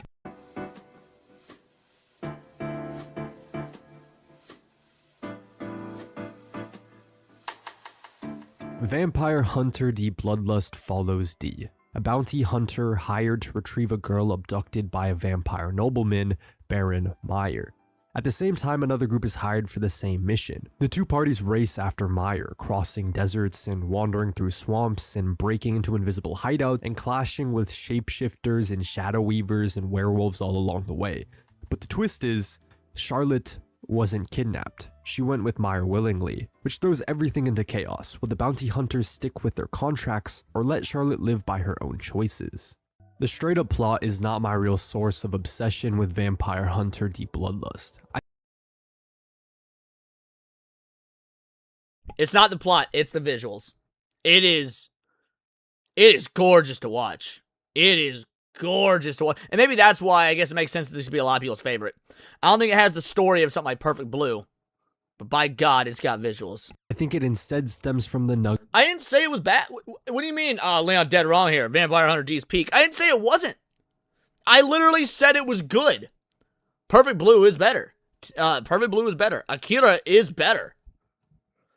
Not only is Perfect Blue amazing, Felsteph, Perfect Blue is one of the only movies I've ever given a perfect 10 out of 10 score to. Raiders of the Lost Ark, Alien, Perfect Blue. Those are the only three off the top of my head. There's the only... I'm sure there's been other movies, but the only three movies I've ever given a perfect 10 out of 10 rating to. They are perfect movies that literally nothing can be changed to make it better. There's zero way to improve it. Alien, Raiders of the Lost Ark, and Perfect Blue. Of an ending dedication to the minute details of the film. Its mystical creatures, its distinct character designs, its grandiose backgrounds, its elegant frames, its sweeping dynamic camera shots. It's these little details that flesh out the world and breathe all of the life into the story. And to me, the one moment that really captures that magic happens right after Dee's first encounter with the Marcus brothers. After the encounter, he rides a... The one with the fish people? No. Perfect Blue has nothing to do with fish people. Alone into an empty desert. He dismounts from his horse, kneels by the ground, and examines faint tracks in the sand. At first, it feels quiet, still, like nothing is out there. And then you realize he's standing before a herd of sand mantas. And without hesitation, Dee leaps onto their backs, riding them across the wasteland. It's a scene that doesn't need many words. It doesn't need a fight. It's pure atmosphere, pure world building executed perfectly. And to me, that's the real beauty of Bloodlust. It's not about the flashiest fight choreo. It's not about having the most lavishly detailed backgrounds. It's about the elegance of the world itself. The quiet sense that this strange dying universe existed long before you started watching it and will keep existing after you're gone. When you see shots like this, you can almost feel the world Dee lives in. And when the film shifts from scenes like this to this, you can sense the vastness of the journey. The dedication to every detail in Bloodlust is overwhelming. And given a little more context, the story of why becomes a bit more clear. Back in 1985, there was another Vampire Hunter D movie, but compared to Bloodlust, it felt rushed. I don't think I've seen this one, if I'm being honest. I think I've only seen Bloodlust. I don't think I've seen the original 80s movie. And then there was a series, there was a spin-off series in the early 2000s I'm also not a huge fan of. So much so that the original creator constantly criticized it. That failure lit a fire under the team behind Bloodlust. And I think it shows. Every frame feels handcrafted and deliberate. And in a way that Bloodlust would never understand, it was kind of like a farewell letter to an era. Because the truth is, anime like this only existed because of a perfect storm. A booming economy, loose censorship, and studios willing to throw cash at bizarre, risky visions. OVAs and films alike thrived in that chaos. But when Japan's economy collapsed in the... I have seen Blue Submarine number 6. It's fine. It's not good, it's not bad. It's worth the watch, but you'll never revisit it, is the way I think Blue Submarine number 6. 90s, the Wild West days dried up. Budget shrank, and risk tolerance disappeared. In 1994, there were 70 different OVAs. In 2024, just 5. That era is gone, and with it, a kind of anime that felt experimental, raw, and unforgettable. Sure. A kind of anime that felt experimental, raw, and unforgettable. This is Memories. Highly recommend this. Memories is it's an anthology film, so it's 3 different stories in one. Magnetic Rose, which is what this one is, if I recall. And there's 2 others I'm blanking of. I think Stink Bomb and one about a war. Either way, watch Memories. Memories is really good.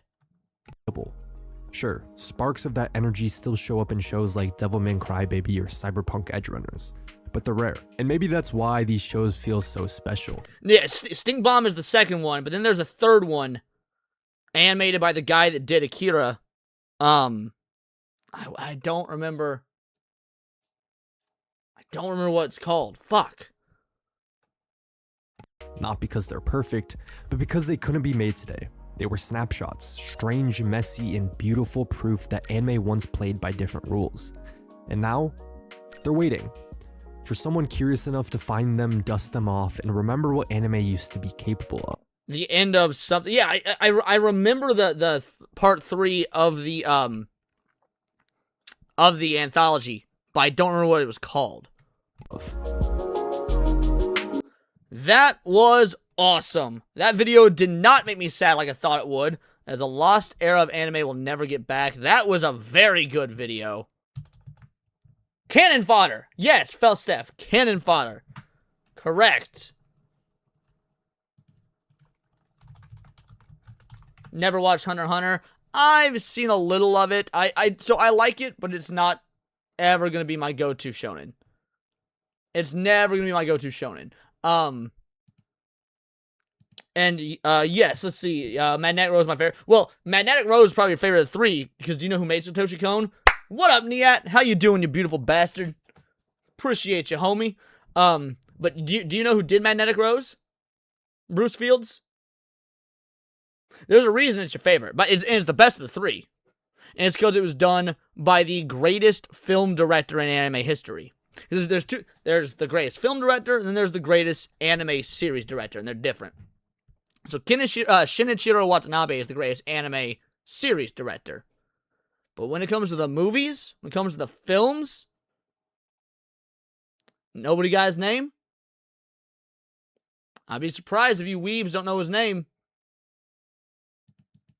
Alright, I'll just say it. Satoshi Kon. Satoshi Kon, the man behind Perfect Blue, the man behind Millennium Actress, the man behind, my mic's messing up? Is it really? Yes, Bruce Fields, you'd be correct. Satoshi Kon. Satoshi Kon, Perfect Blue, Millennium Actress, Tokyo Godfathers, the greatest Christmas film of all time. The movie that Inception ripped off. What's the name of the movie? I'm blanking on it. Paprika, thank you. Yes, Paprika. Never seen or read Hunter x Hunter, but that was selling like hotcakes at Tokyo stores. Yeah, people love Hunter x Hunter, and I don't dislike it. Hunter x Hunter is not bad. It's just not my go-to shonen. What was for 2 bangers? Let's take that back. Togashi is God tier.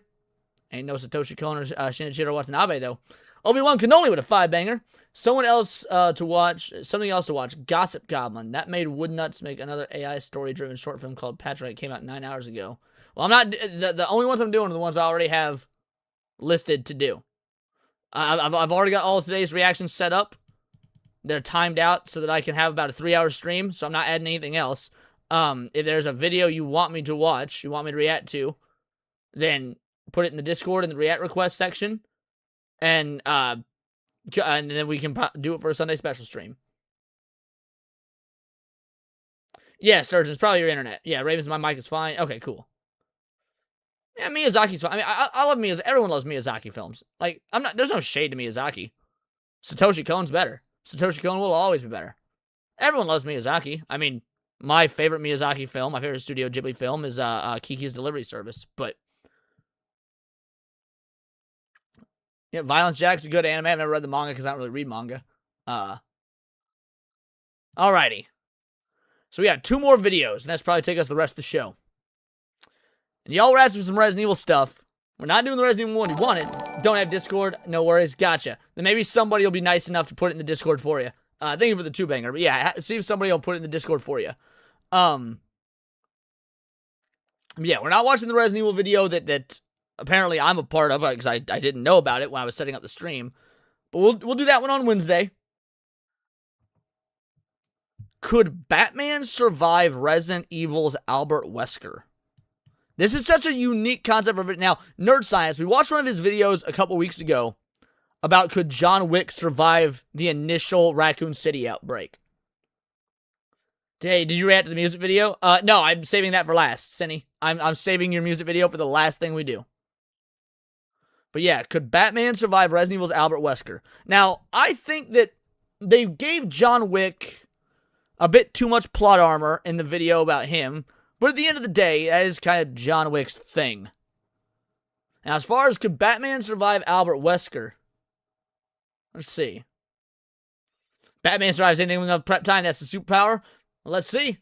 The rain over Gotham shipping yards usually smells like ozone and grease, but tonight it smelled like copper. Batman... Did I say can Leon survive Raccoon City? I meant John Wick, but I'm pretty sure I said John Wick. Dropped from the crane, his cape snapping open to slow a descent that should have terrified the armed men below. He landed with the weight of a sledgehammer, his boot connecting squarely with a thug's jaw.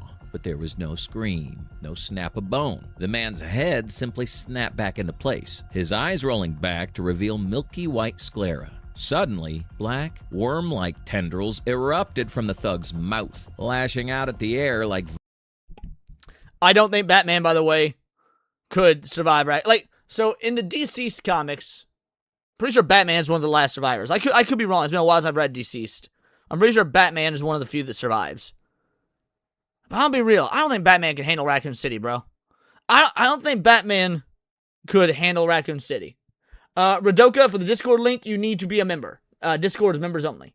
Vipers. This wasn't Scarecrow's fear toxin or the Joker's venom. It was biology rewritten in seconds. Batman grappled away instantly as the entire squad raised their rifles with... Oh, he's one of the first to go in Deceased? Okay, cool. Thank you for clarifying. Impossible synchronized precision. He needed a sample. Batman doesn't survive his son. Oh, his son Damian picks up the mantle. Okay, thank you for the clarification, Niet. And he needed it now. Section 1. The Ouroboros outbreak and the Magini threat. Safe inside the reinforced cockpit of the Batmobile, the onboard spectrometer screamed warnings. The blood sample Batman had snagged wasn't just infected. It was evolving in real time. The computer flagged a match from a suppressed global database, Ouroboros. But even worse, the blood sample wasn't pure Ouroboros. It was mixed with Las Plagas. Alright, so first of all, it's Plagas, not Plagas, but anyway. They're getting the Resident Evil 5 lore pretty correct. I'm appreciating that. Already dominant, forced into an evolutionary cascade it was never meant to survive. They weren't men anymore. They were Magini infected with Ouroboros. As Batman ejected from the vehicle to clear the path, he noticed the shift immediately. Standard Gotham goons fight with emotion. Fear, anger, panic. They scatter when the lights go out. But the Magini, they swarmed. They flanked him. Radoka became a member. Shout out, Radoka. Thanks so much. I'll update the Discord link on my community page. So yeah, it might still be active. I'm not sure. I don't remember the last time I updated it. But yeah, go to my YouTube page and go to the community tab, and you will see members only posts, and we'll have links to the Discord. Hive mind operating with military efficiency. When one fell, two more took its place, wielding heavy wrenches and stun rods, not with wild swings, but with calculated, lethal arcs. Let's pause the action for a second and break down why this is a nightmare scenario for Bruce Wayne. Have you ever wondered how much force it takes to stop a human being who literally... Well, for one, it's probably a nightmare scenario for Bruce Wayne because... And again, I'm just guessing, because as you guys know, I've said it before, I'm not a Batman fan. I don't like Batman. I'm a Superman guy. I know I like Batman's world. I like his villains. I like some of the characters. As far as Batman himself, I don't like Batman. I'm honestly hoping he doesn't survive Wesker. I want Wesker to come out on top. But yeah, I don't think that Batman, again, with everyone says, oh, they're with prep time. Fuck that prep time bullshit. That's gay. That's stupid. That's retarded. If Batman couldn't survive Raccoon City, which I don't think he could, yes, Nightwing is way better. He certainly ain't surviving the Magini, the Las Plagas, which are far bigger threats than the zombies. The Magini and the Las Plagas from Resident Evil 4 and 5, way bigger threats than zombies. Cannot feel pain. In a standard fight, Batman relies on pain compliance. A twisted wrist or a bruised rib causes a nervous system response that makes a normal person surrender or hesitate. That hesitation is where Batman lives. But a Magini host has a suppressed nervous system. To incapacitate them, you don't need pain. You need structural failure. We're talking about applying over 4,000 newtons of force to snap a femur or shatter a kneecap, just to slow him down. Batman realized this immediately. His usual Now, Bruce Wayne is still an incredibly intelligent individual. He's one of the smartest people, so I do believe he would recognize this. Strikes meant to stun or bouncing off. He had to switch gears. He activated the shot gloves, delivering 50,000 volts directly into the cervical spine of the nearest attacker. It didn't stop the heart, but it scrambled the synaptic signals long enough for the body to drop. He used the bat claw not to disarm them, but to pull them into explosive gel traps sprayed on the concrete walls. The concussion of the blast was the only thing knocking them off their feet. So, how does this encounter rate on our survival scale? We're looking at Batman survives initial encounter with Magini. I don't doubt that whatsoever. Batman would survive initial encounter with Magini. survival tier A. Here's why. Batman clears the room, but the cost is astronomical. In an average night in Arkham City, Batman uses one Arkham City? Fucking poser. or two gadgets per encounter. Against the Magini, he's forced to burn through smoke pellets, explosive gel, and battery charge just to manage the crowd control. The sheer biomass of the enemy and their lack of a pain response neutralizes his greatest weapon, fear. He survives, and he wins, but he's already dipping into his reserves, and the night was barely started. As the last Magini fell, twitching on the wet concrete, static cut through Batman's encrypted comms channel. The voice that followed was cold, British, and dripping with arrogance. And this is our boy, baby. Our boy Albert Wesker coming in. I won't lie. I want Albert Wesker to fuck up Batman. I want Wesker to murder Batman, send him back to his parents. Fuck Batman. Let's go, Wesker. Impressive for a human in a costume. But let's see if you're worthy of a true evolution. The coordinates for the main warehouse lit up on Batman's cowl HUD. Albert Okay, hold on. Is Wesker challenging him 1-to-1? Or is he sending him out like a tyrant or something first? Wesker was inviting him in. Section 2. Let's the go. First blitz. Speed versus strategy. I don't care how smart Batman is. I don't care how fast Batman is. I don't care how great he is at combat. Wesker is better in every regard. Wesker is smarter, faster, and stronger. Maybe not a better fighter, but he is still an incredibly adept fighter. And because he is smarter, faster, and stronger, him having less technical skill, I don't really think matters. The main warehouse. Batman may survive Wesker, but could he have survived Alice? You know what? Fuck you. Someone ban Niet. Someone ban Niet. Was a cathedral of industrial decay, smelling of stale oil and ozone. In the center, illuminated by a single flickering floodlight, stood a man who looked like he'd dressed for a corporate merger rather than a street fight. Albert Wesker stood with his back to the entrance. You are successfully rage baiting. His black trench coat hanging perfectly still despite the draft. He didn't turn around when Batman landed. He simply checked his watch. "You're late," Wesker said, his voice echoing off the corrugated steel. "I have 7 minutes to spare for you. Try to be entertaining." I was going to be a little annoyed if you used the 7 minutes reference. Okay. Batman didn't waste breath on banter. He launched 3 batarangs in a spread pattern, aiming to test reflex speed. Wesker didn't dodge. He merely tilted his head, letting 2 razor-sharp projectiles sail past his ears while catching the third between 2 gloved fingers without even looking at it. Then, all right, he has accurately got Wesker's skill so far. He vanished. He didn't run. He displaced. 1 second, Wesker was 30 feet away, and the next, the air pressure in front of Batman collapsed with a thunderclap. Batman raised his forearms to Let me guess, Batman pulls a serum out of his ass, weakening Wesker and beats it. If they go that route, if they go the route of, like, Batman just overloads Wesker's system with, like, the Bane Venom or something like that, fuck this video. block, but the strike was already there. A palm thrust to the chest that lifted him off the ground and sent him crashing through a stack of wooden pallets. Let's stop the fight right there, because we need to talk about the physics of what just happened. In Resident Evil 5, Wesker's signature move is the Phantom Dash. To the human eye, it looks like teleportation, but it's actually just raw, terrifying acceleration. Wesker don't teleport, boys. He doesn't teleport.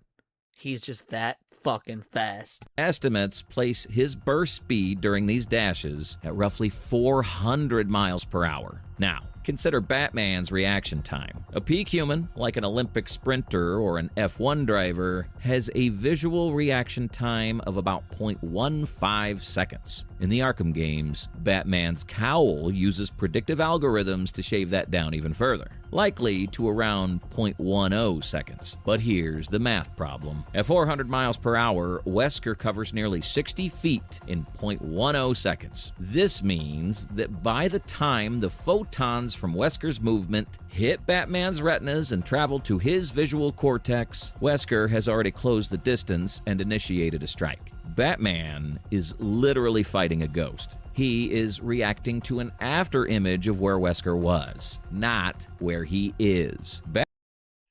So Batman's got to switch gears and start predicting as opposed to reacting would be the guess? If Wesker was so badass, then why did he need to infect himself? D-Stock, you clearly don't know what you're talking about. Wesker didn't infect himself in Resident Evil 4. By the way, this is post Wesker infecting himself. Wesker infects himself at the end of Resident Evil 1. You don't know what you're talking about. Batman hit the ground hard, his armor groaning. The tri-weave titanium dip mesh of the Batsuit is designed to stop knives and low-caliber gunfire. It disperses kinetic energy across the surface area. But Wesker's strikes aren't bullets. They are concentrated mass moving at vehicular speeds. A kick from Wesker carries enough joules of energy to dent steel beams. When that connects with a human rib cage, even one armored by Wayne Tech, the physics are simple. Something has to give. Batman rolled to his feet, wheezing. His HUD was flashing red warnings. Microfractures in the chest plate, bruised sternum. He tried to counterattack, throwing a smoke pellet to obscure vision, but Wesker Obscure vision ain't gonna do shit to Wesker, son! Wesker dashed through the smoke cloud, grabbing Batman by the throat and slamming him into a concrete pillar. Disappointing. Wesker sneered, tossing the Dark Knight aside like a broken toy. That brings us to our survival tier analysis. For this specific encounter, we're giving Batman a survival tier D. This is a failing grade. In a direct physical confrontation, Batman is hopelessly outclassed. He cannot track the target, he cannot block the I did a Resident Evil 4 challenge with only knives and throwables. I still killed Leon with Wesker. You're wrong. You don't fight Wesker in Resident Evil 4. I don't know what the fuck you're talking about. You don't fight Wesker. Leon doesn't even know Wesker is involved. Well, he sort of knows. He knows Ada's working with Wesker. You don't even see Wesker unless you're in Ada's playthrough. You never fight Wesker as Leon. Leon has never met Wesker to our knowledge. You're just saying shit. Force of the impact, and his gadgets are too slow to deploy against a supersonic opponent. The only reason this isn't an F is because Batman recognized the disparity immediately. Instead of standing his ground and I have no idea who you're thinking of, but you're not thinking of Wesker. And dying, maybe Krauser. And even then, that's not really that impressive that you're able to do that, because the Krauser fight is designed to use your knife, because Krauser's a knife expert, so it's supposed to be a knife fight. Fired a grapple hook into the rafters and vanished into the darkness of the ceiling trusses. He survived the encounter not by fighting, but by running. What? Alright, so if they have Batman win, it's because he does some bullshit fucking retreat and then gets his prep time and then comes back for a second encounter. So yes, we've already answered our question. Batman doesn't survive Albert Wesker. Now the video is going to keep going and give us like additional engagements, but Wesker kills Batman. That correct. Wesker dusted off his coat, looking up into the shadows with disinterest. Boring, he sighed. If you won't play, perhaps my pet will. He turned and walked toward the roof access, hitting a button on a remote detonator as he left. The floor of the warehouse began to rumble. Section 3, The Escalation. Ouroboros MK2. Now, I do think Batman could take Ouroboros MK2. Ouroboros MK2's weakness is fire. I bet Batman will be able to suss that out pretty easily. Batman also wouldn't have any issues with killing it, because at this point, this is just a monster. It's a mindless being, so his no-kill rule is irrelevant. Yeah, Batman would probably figure out relatively quickly if fire's the weakness and kill it that way. The center of the warehouse floor didn't just collapse. And no, Wesker's souped up in Code Veronica, Nacho Ninja, just not as powerful as he is by the time of 5. It was consumed. From the darkness of the sub-basement, a biological nightmare ascended. It began as a pulsating core of black sludge, but as it rolled over the corpses of the fallen Magini, it fed. The virus absorbed the organic matter instantly, knitting bone, fabric, and flesh into a towering, amorphous structure of writhing black leeches. This was Ouroboros MK2, and it blocked the only exit. Batman launched a concussion detonator to test its density, but the blast merely rippled the surface like a stone thrown into a pond. He followed up with a reinforced gauntlet strike against a protruding tendril, but the result was alarming. It was like punching a wall of wet cement that instantly hardened into steel upon impact. The creature retaliated, swinging a massive arm of sludge that smashed through a concrete pillar as if it were made of styrofoam, showering the room in dust. Let's break down the science. On the real, no one survived the order. In real life, probably the fuck not. No. Of why Batman's usual arsenal is... And yes, Nacho Ninja, correct. Batman plot armor activated upon Wesker letting him live. Correct. Completely useless here. The Ouroboros virus creates a biomass that functions as a non-Newtonian fluid, specifically known as a shear thickening fluid. Think of it like the oblique you might have made in science class, but weaponized and sentient. When the fluid is at rest, the molecules flow past each other like a liquid. Faye? However, when sudden stress is applied, like a punch, a bullet, or an explosion, the particles lock together. I don't really have a favorite Batman movie. Like I was saying earlier, I don't like Batman. Like if I had to pick a favorite Batman movie, I'm going Batman Begins. Batman Begins is definitely the best Batman movie. But I don't like Batman. Instantly, forming a solid lattice structure. The harder Batman hits it, the harder it becomes. A direct impact simply feeds the kinetic energy back into the creature's structural integrity, making it invincible to blunt force trauma. To destroy it, you can't use force. You have to change the state of matter entirely. You need thermal shock to disrupt the molecular bond. Batman recognized the fluid dynamics. War Wizard with a 5-banger. Want to know who wins? Check the cover. If it's a Batman comic, Batman wins. If it's a Resident Evil game, Batman still wins, but Leon makes a video.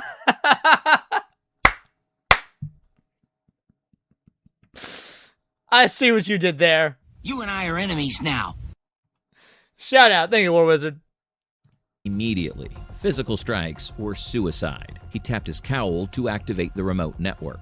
Alfred, deploy the Batmobile. South wall, winch mode. As the reinforced wall exploded inward and the Batmobile roared into the loading bay, Batman pulled a distinct glowing blue grenade from his utility belt. Okay, yeah, alright. Cryogenically freezing it would also work. Technology repurposed from Victor Fry's confiscated research. He tossed the freeze blast grenade directly into the creature's heaving central core. The effect was instantaneous and violent. The sub-zero detonation dropped the biomass temperature by 200 degrees in a millisecond. The shear thickening properties vanished as the fluid froze into a brittle, crystalline solid. The creature shrieked, a sound like tearing metal, as it froze mid-strike, unable to shift. No, Batman does not beat Nemesis. Like, again, people that, oh, prep time this, prep time that, but Batman, I don't think survives many Resident Evil encounters, honestly. In the last video we reacted to by this guy, when it had John Wick surviving initial outbreak of Raccoon City, even that was fucking close. I do think that's probably possible, but not likely. I don't think Batman's surviving most Resident Evil style stuff. Its mass. Batman fired the Batmobile's power winch, the grapple claw biting deep into the frozen core. Pull, he commanded. The 1,500 horsepower turbine revved. The tires smoked against the concrete as they fought for traction. And finally, the frozen Ouroboros shattered into a million harmless shards of black ice.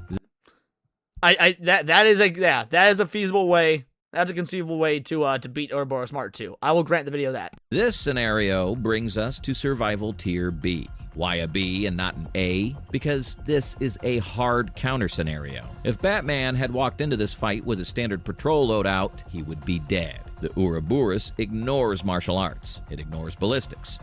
Leon hasn't survived on plot armor. He has survived on luck. Leon, one of Leon's biggest boons in the Resident Evil franchise is that he is incredibly lucky. Usually that luck comes in the form of Ada doing shit in the background, but that's neither here. Like, if not for the constant saves, directly or indirectly, from Ada, Leon wouldn't survive most Resident Evil stuff. And it ignores stealth. The only reason Batman survives is his adaptability and his access to specific elemental counters, like the Freeze Blast. He wins decisively, but the margin for error is razor thin. One touch from those tendrils means infection, and infection means game over. He survived because he had the right tool for the job, not because he was physically superior. With the monster reduced to slush, silence returned. Batman looked up toward the catwalks. The air filters were humming. Wesker was on the roof. Section 4. The final showdown. Darkness and overdose. That's how they're going to give Batman the W. The exact same way that Chris gets the W in Resident Evil 5, overdosing Wesker of his own virus in a way that causes an instability. That's stupid. The rain on the roof masked the sound of Batman's boots, but against this opponent, stealth was a fleeting luxury. Albert Wesker stood by the massive atmospheric filtration unit, a silver canister of the Ouroboros virus hissing as it primed for injection into Gotham's air supply. Persistent, Wesker muttered, his back turned to the vigilante. But you are simply delaying the inevitable. Evolution cannot be stopped by a man in a bat costume. Batman didn't step into the light. He knew that engaging Wesker in an open space was a death sentence. He had analyzed the data from their first disastrous encounter in the warehouse.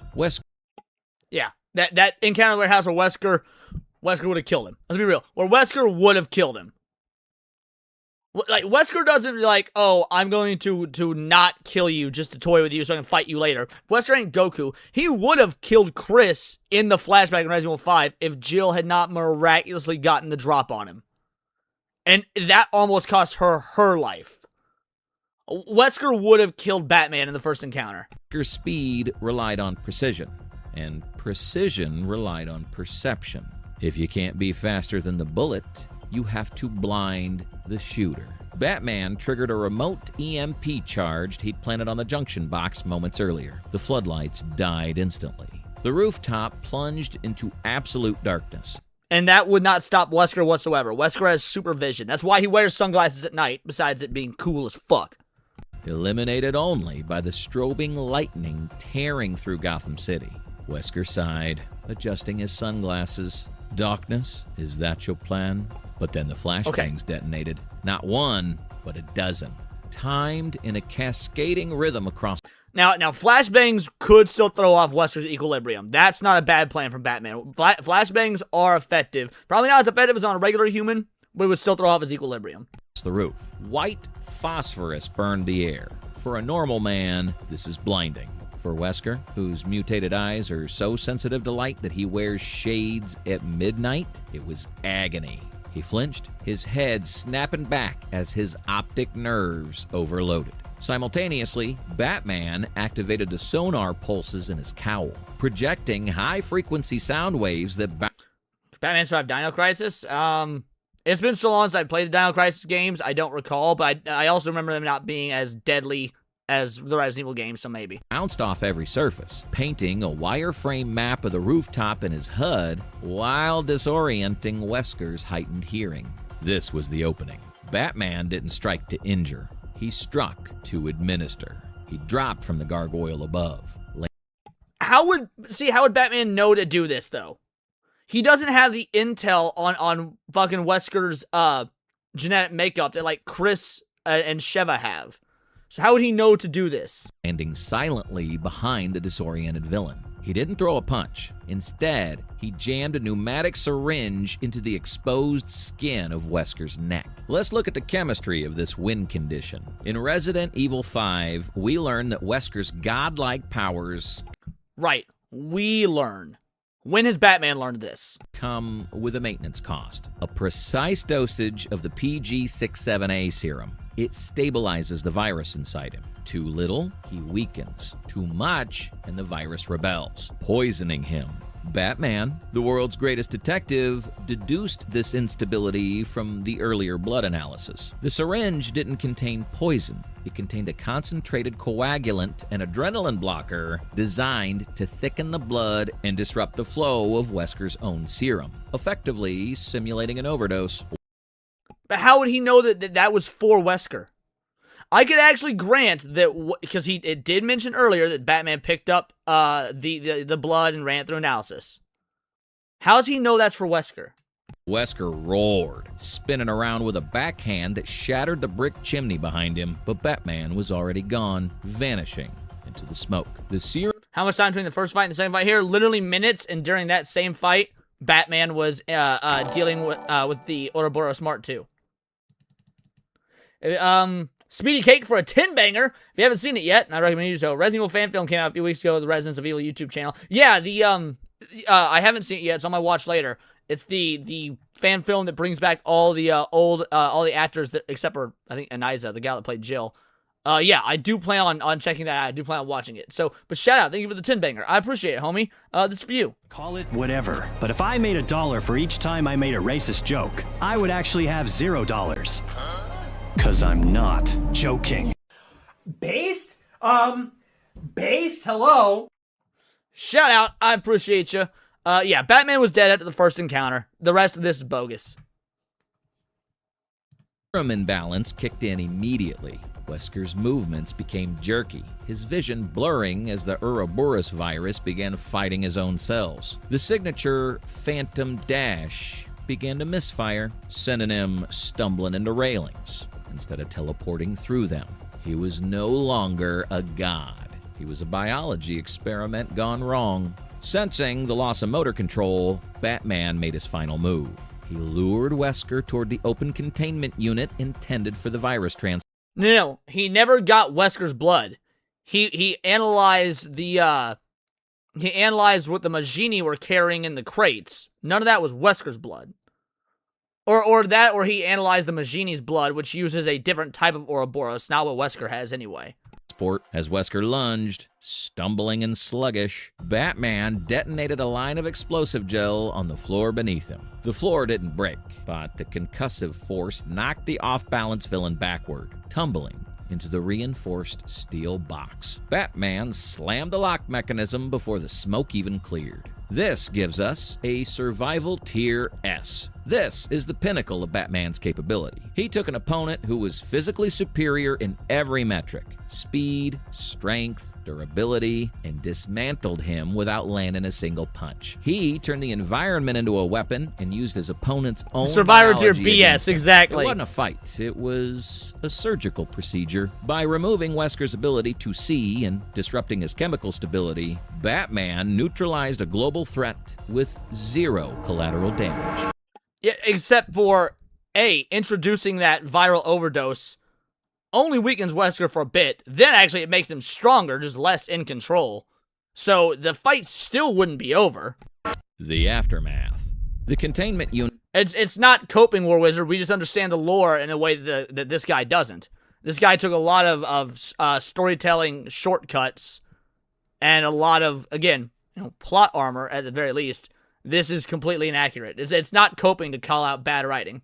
It hissed as the magnetic seals locked into place. Inside, the pounding against the metal walls was furious, but fading. Commissioner Gordon kicked open the roof access door, gun drawn, only to find the Dark Knight standing alone in the rain. Brute force failed, but scientific deduction saved the city. If you want to see how Batman handles the Nemesis next, he'll We'll maybe do that one on a different day.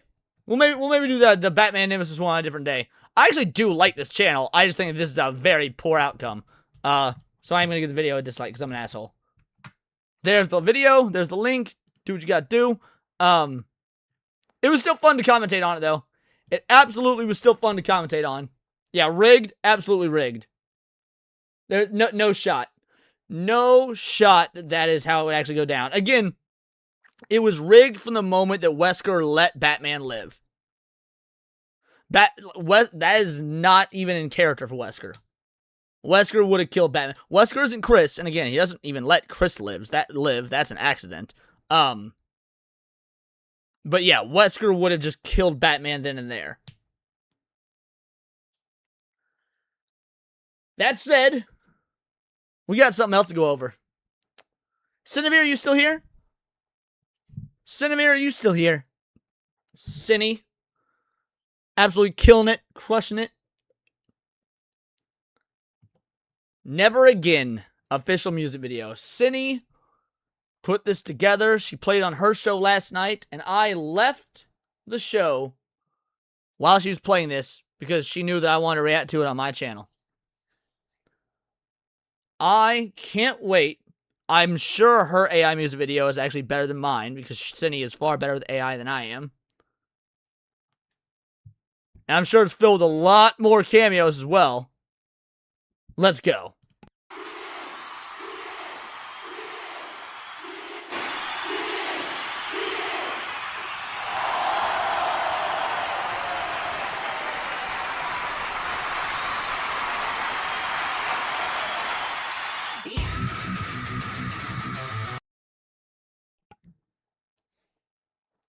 Okay, it's gonna be that kind of song.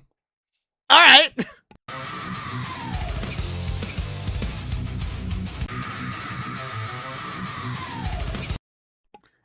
Out the gate, we got some cameos. Love It After Ever After and That Darn Kid A. Already, we got Love It After Ever and That Darn Kid A. Great, great references. BMO. Okay, BMO. Leaflit and Sorry. We're gonna have to go that frame by frame. Alright, who we got in these frames here? Which, by the way, really well edited. Alright, well, starting off with me, and Hondo's there! Yes! Hondo's there, which is amazing. That is a great rendition of myself. Thank you, Ciney. That looks great. Let's see, next frame. We got our boy Nick. We got our boy Nick. The more AI stuff you asked to be made. I didn't ask anyone to know. This Ciney did this all on her own. This is for her. Niat looks cool, dude. Niat looking fucking cool. Zax, nice. Zax looks good. Obviously, we got Ciney herself. Oh, is she the last one we see? Okay, so are these the band members then? Is it... Nick obviously would be on the drums, because he's a drummer. So Nick, me, Zax, Niat, and then her on vocals. Okay, alright, let's go.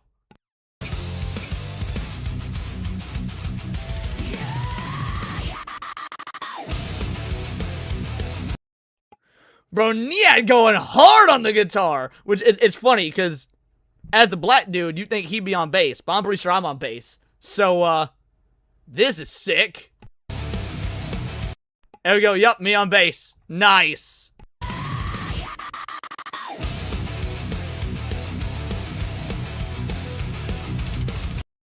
Zach's on guitar as well. Alright. Zach's on rhythm. And Nick on the drums.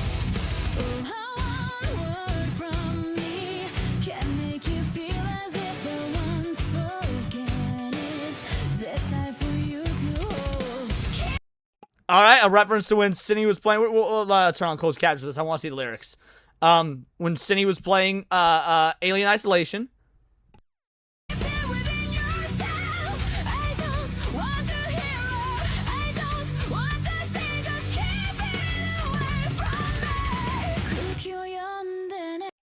Alright, so all her different outfits are going to be in this as well? Okay.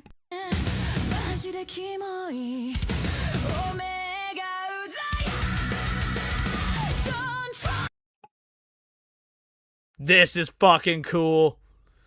Bro, me and Zach side by side like this is fucking cool.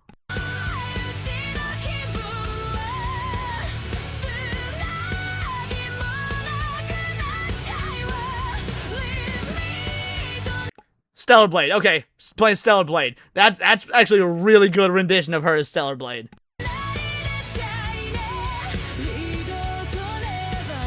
Resident Evil, I assume. We got Krovax there. Nice. I see Krovax.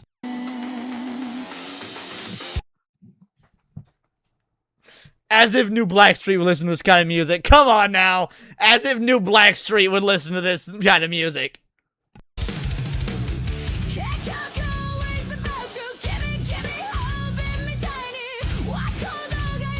It was Quarantine? Has Ciney played Quarantine? I didn't know that was the case.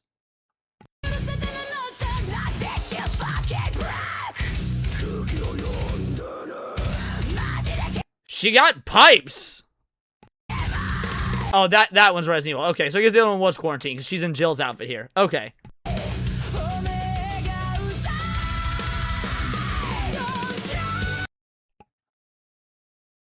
Is this Blabs and Craig?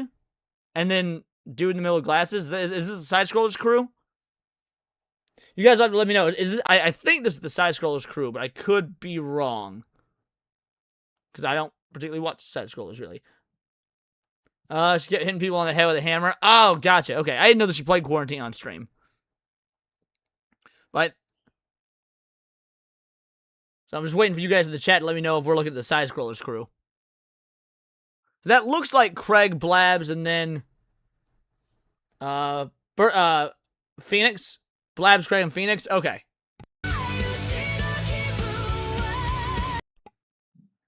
Hayden looks great! Hayden looks real good!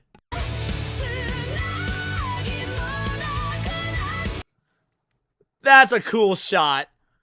You would never actually do that to a drummer while they're mid-drum, but that's a really cool shot.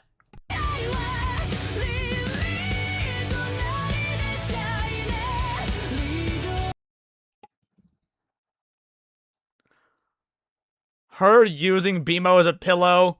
Fucking nice, bright, shining moon. This is a really cool image. 86 reference? I don't know what that means.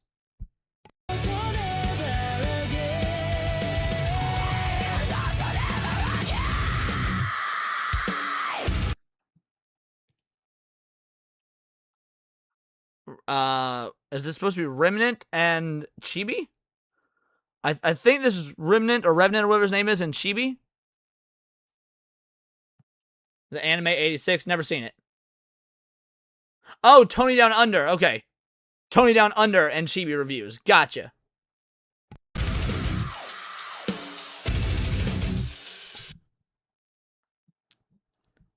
Niat looks awful happy there. Niat looking awful happy there.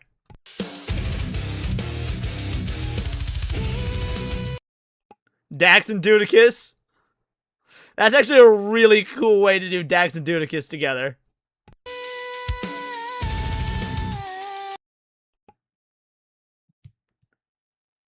Yeah, I got nothing for this one, guys. I'll be real. I got nothing for this one. Does anybody know who this would be? I'm trying to think of all the people that Ciney and I stream together with. Pirate Man, Keen. I don't know who Keen is. Keen, I've never heard of Keen. Is Keen like another VTuber or something?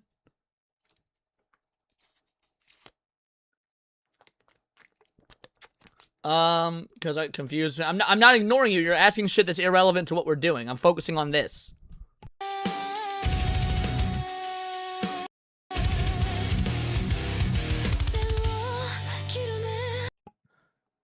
40K Empress. That's a good reference. Nice. I can't stand to see your face again.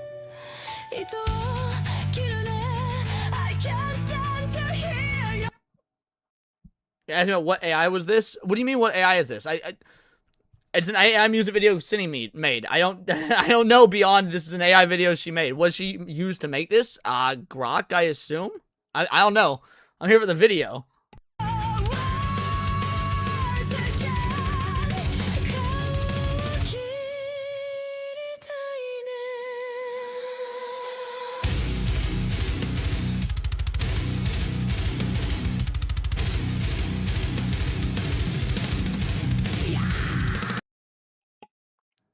Who the hell is that?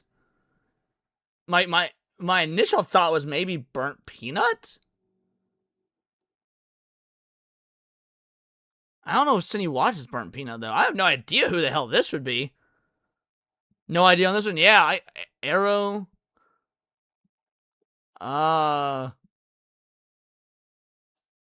Looks like he belongs to the Katamari Damacy.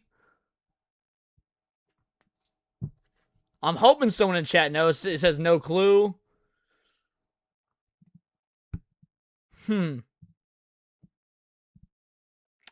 Well, if no one knows, we'll just move on. I'll just ask Ciney herself later. Alright, Kershaw and... I think it was probably Burnt Peanut. I think Ciney likes Burnt Peanut, but I don't recall. I don't know who the gal next to Kershaw is. I don't know who the girl next to... you guys let me know. I know that you VTubers... Pickle? The fuck is Pickle?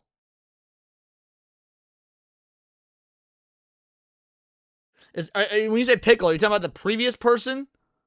Or this? No, I only asked Celestium. Celestium has glasses. Pickle. Oh, Pickle is Kirsch's friend. Okay.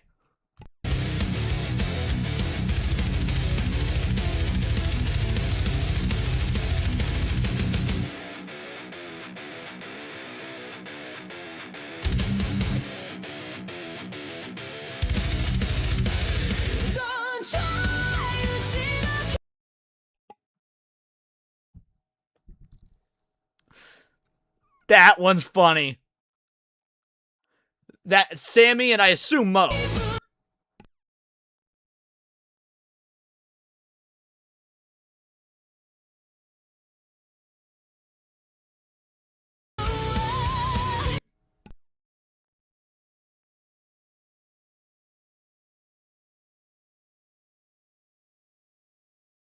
Thank you. I'm muted apparently. Awesome. Awesome. I realized I was muted. Yep. I didn't want to speak over the song, so I muted myself. All right, so we got Sammy and ABF. That's adorable. That's adorable. Creamage and Stupinzo. That's a real accurate Stupinzo. Creamage looks good as well, obviously, but like, you know, Creamage uses an image of Joji first of all. That's a real accurate Stupinzo.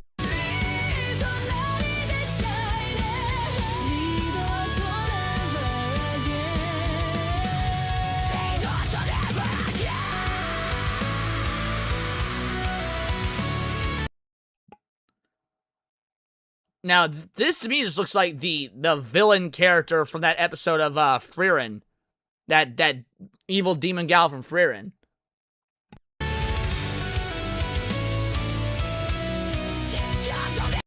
It is, because Ciney is here as Frieren. Okay, Ciney is Frieren murdering the tranny demons. Let's go.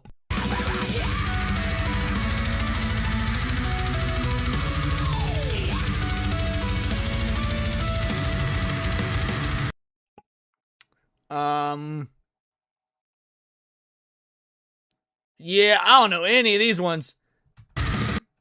Y'all will definitely have to help me out here. I don't know who any of these ones are. I mean, maybe that... I doubt it's Keen again. No, it doesn't have an eye patch. Not a pirate. So yeah, some of you more hardcore into the VTube scene will have to let me know who these are. Griffin Knight. Alright, so Griffin Knight is one of them, apparently. Okay, is this one right here? Guy on the right. Okay. Yeah, blue. Yeah, like what? Female Nux? I don't know. Hey, what up, Razor Off? You made it. You did make it. Just in time for the end. We'll be wrapping the stream after this section. But yes. So Demon Knight. Or sorry, Griffin Knight. Fem Nux is like the best I got. I can't remember the chick in the middle. Okay, but it is some VTuber that Hayden is at some point, you know, somewhere or another was aware of.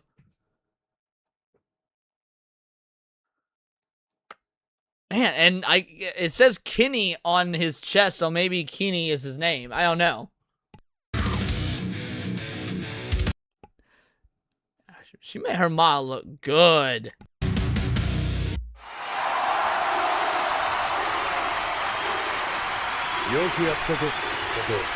Skyebrows at the end. Hold on. Skyebrows at the end. Nice work, kid. That's clever.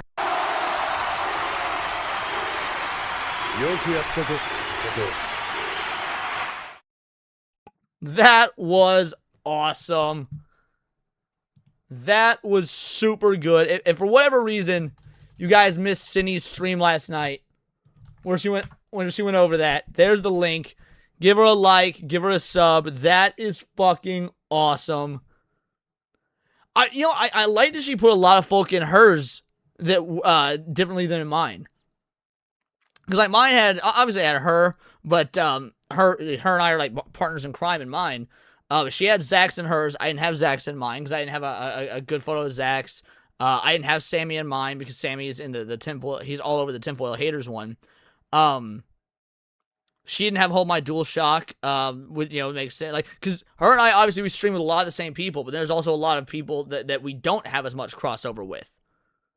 So yeah, that was real good. Love it, and that darn kitty being in the beginning there was definitely interesting. I loved seeing them. I wasn't expecting that whatsoever. Yeah, I'm real proud. Real proud of that. Guys, again, Skyebrows started a fucking movement on YouTube. He did.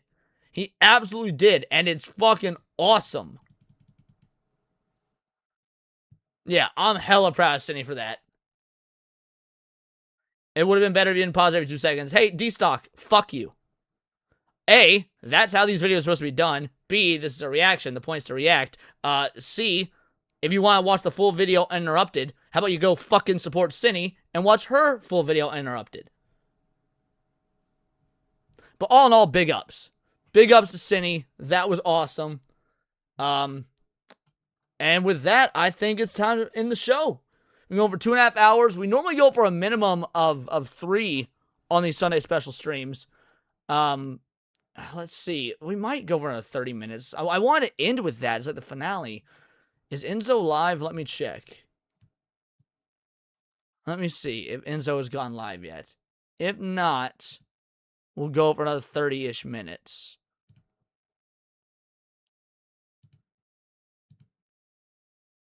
Mama Alco's got ABF Gaming, Brahma Bull, Kilted Cajun. All right, so we'll go for 30 more minutes. And then Stupenzo does have a stream set for tonight, right?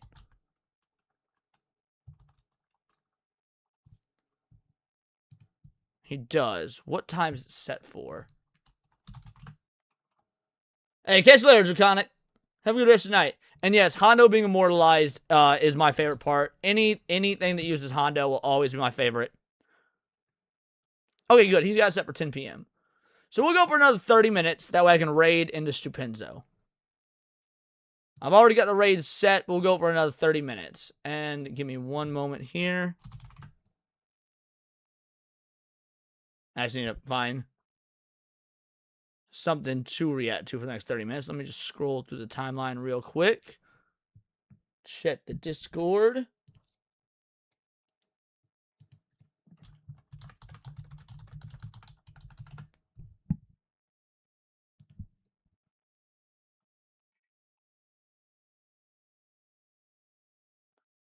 Let's see.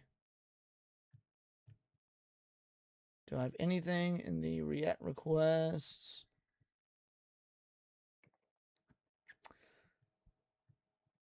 And nothing that I think I can make a whole lot of commentary on. And I don't want to do Daxonars because he's not here. So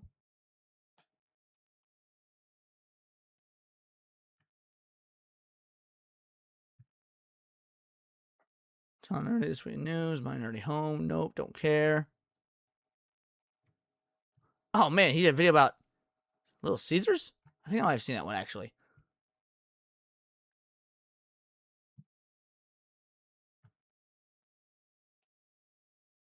It's unfortunate because I've been listening to so much lo-fi music as of late that my feed is filled with lo-fi stuff.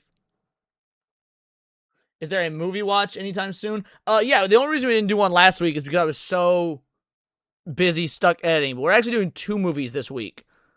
We are doing... What movies are we? Let me look at their names real quick.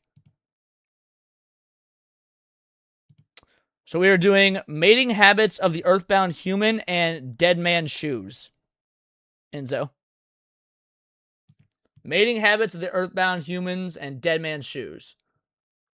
I want to stream this Thursday then. Or you could stream after the watch party and everybody can go watch your stream. Yeah, we could do that. You could stream, because I think we're going to do the movies on different days. I think we're going to do one on Wednesday and one on Thursday, or maybe one on Tuesday and one on Thursday. Because I don't want to do a double feature in one night, because I know people have lives and whatnot, and I might end up streaming with Hypno afterwards. I'm not entirely sure. We've been streaming on, he and I have been doing some co-op gaming streams on Thursdays and other days. But yeah, we'll do one on either Tuesday or Wednesday, and then we'll do the regular Thursday one. I'm excited for both, but Mating Habits of the Earthbound Human is the one that sounds like the most interesting. It's such a crazy title.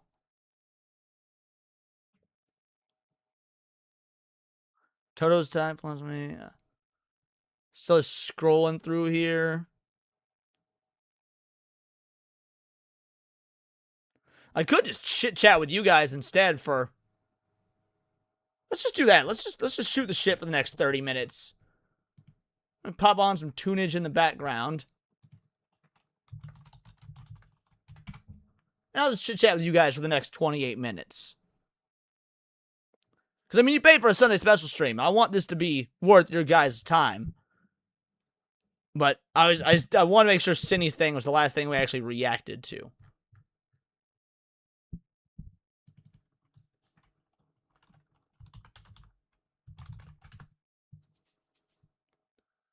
Nah, I'm not really doing another song. I don't really do... I try to keep the music reactions minimal. Because I want you guys in the chat to actually be able to engage with the media.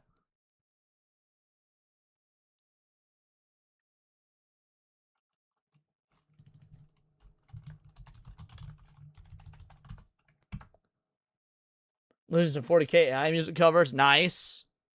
Here we go. Let's put this on. To get some nice background music for the vibe.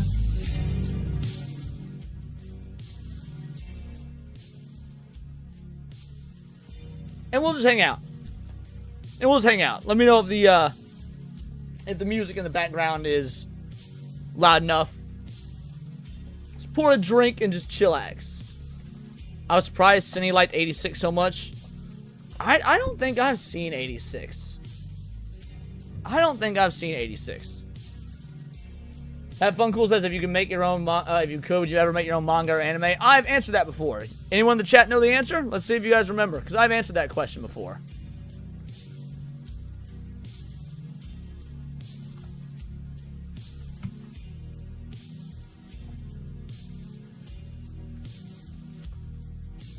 Setting the mood, is he about to hit on us? Yep, I've answered as to whether I would make a manga or an anime. And I have a very specific answer. So I don't really want to repeat myself. Enzo's correct. No, because I'm not Japanese. It would not be manga and it would not be anime because I'm not Japanese. So no. Enzo's correct. Just vodka.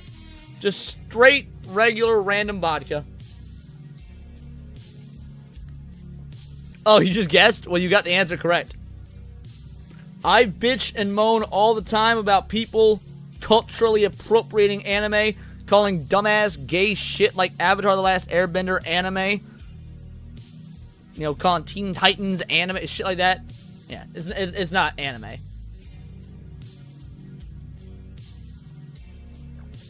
Mouse, any games on the horizon. Mouse PI, and Mouse PI is the most recent one. I'm actually probably going to stream Mouse PI even. I'm going to stream Mouse PI on the gaming channel. And then eventually a game called Ground Zero is coming out. I'm so hyped for that, but there's no exact release date. Oh, Razor Off, you started Berserk? Now, you started like the old school 90s anime, or did you start reading the manga? Did you start reading the manga for Berserk, or did you start watching the anime? And if you started watching the anime, did you, you're starting with the 90s one. No, D-Stock, I don't hate you. I hate dumb questions, but I don't hate you. When I make a cartoon, then, maybe. I don't know. That wouldn't be... I don't have the skill to do something like that. Someone else would have to do it just with my blessing, and then pay me. No, don't listen to Matt Funcool, Raza. The 90s anime is fantastic.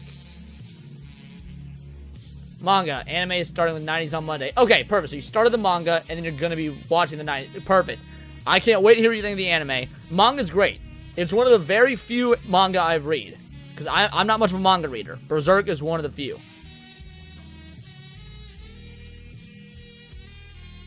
Oh my god, that is disgusting, Stupenzo. It says, party at my place in 30 minutes. Which, yeah, Enzo's streaming in 30 minutes. We'll be raiding into him. And if he gets $150 in donos, he will order and eat Sir Strumming. That is fucking disgusting. Holy shit, that is gross. Yeah, bro is correct. So, yeah, oh god, lies. All of the chat is now turning on Stupenzo. All of the chat's now turning on Stupenzo. D-Stock, you must not know Stupenzo. He will. Enzo is a wild boy. Enzo is a wild boy. He will make good on that. I will try to eat it, I mean. What is Sir Strumming, Cozy Goober? Yeah, it's just like chat saying, it's rotten fish. It's not raw, it is literally, it is rotten fish. Working tonight, so I'm alone again. Well, Razor Off, if you don't watch Stupenzo, you in for a good show when I raid you on over there. You in for a good show when I raid you on over there.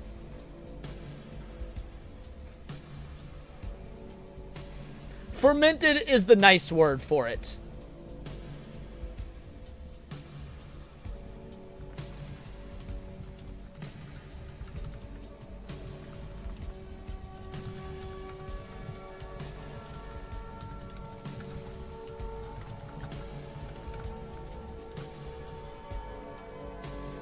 Hey, Randall Zana sent a membership, gifted a membership to Korean Cowboy. Shout out. Thank you so much, Randall. You didn't need to, you did. I absolutely appreciate that. Thank you. Would I do it? Would I eat Sir Strumming? I hate to say it, but I'm a filthy fucking grifter, so yes. I'm a filthy... Not for no 150. Not for no 150. I'd probably be like a minimum 300. But I would do it. I'm much more of a filthy fucking grifter than Stupenzo. But I would do it. Razor Off with a 2-banger says late tax repenting. Well, I appreciate it from the late tax. I do. I appreciate the late tax. The can costs about 50, so I'm doing it for a hundo. Yeah, it's more about the fact that it's the After Effects and it'll be on the internet forever. That's what you're paying for. You're paying for the fact that that video will be on the internet forever.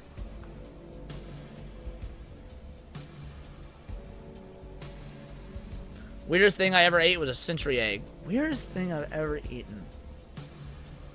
Cost us $100 to get maternity pictures from Leon. True. True.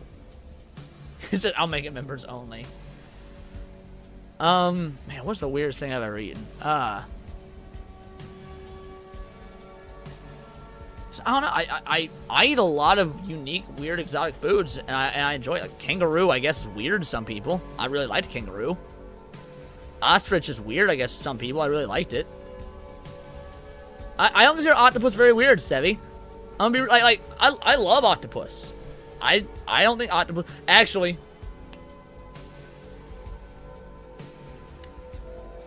Probably fermented quail eggs. Chud King says quail. Probably not fermented. Fertilized. I've eaten fertilized quail eggs. Yeah, that's probably the weirdest thing. I did not know they were fertilized when I bought them, mind you. But yeah, fertilized quail eggs.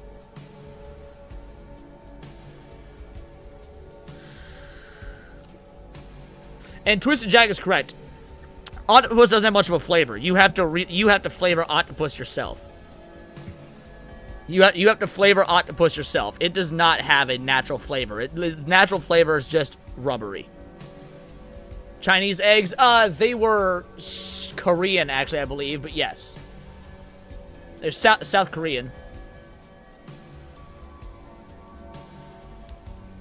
And yes, ostrich is good. Squid is also better than octopus. I agree with that. Squid is better than octopus.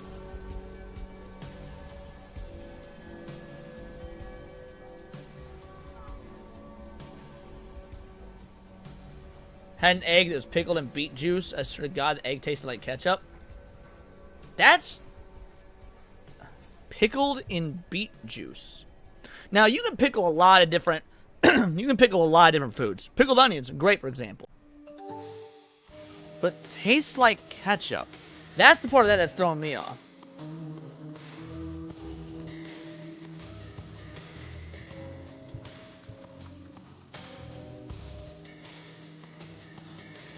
Actually, I don't know if it's hard to flavor like octopus. Never thought about it. Yeah, avocado also is... Avocado's not flavorless, per se. But I do feel like you have to do some work to avocado to make it good. Is Leon the best content creator on YouTube? No, I am not. While I do think quite highly of myself, I think the best, and I mean this, I think the best content creator on this platform is AJ Gentelli of the Y-Files. I think that is the best channel on the internet. I think he is the best content creator on the internet. Like, on not only is his content that good, but he is also, just on a personal level, I think he is an incredible individual. So while I would love to say such nice things about myself, yeah, I do not think that I'm the best on the platform. But yeah, I think that AJ Gentelli of the channel The Y-Files is the best.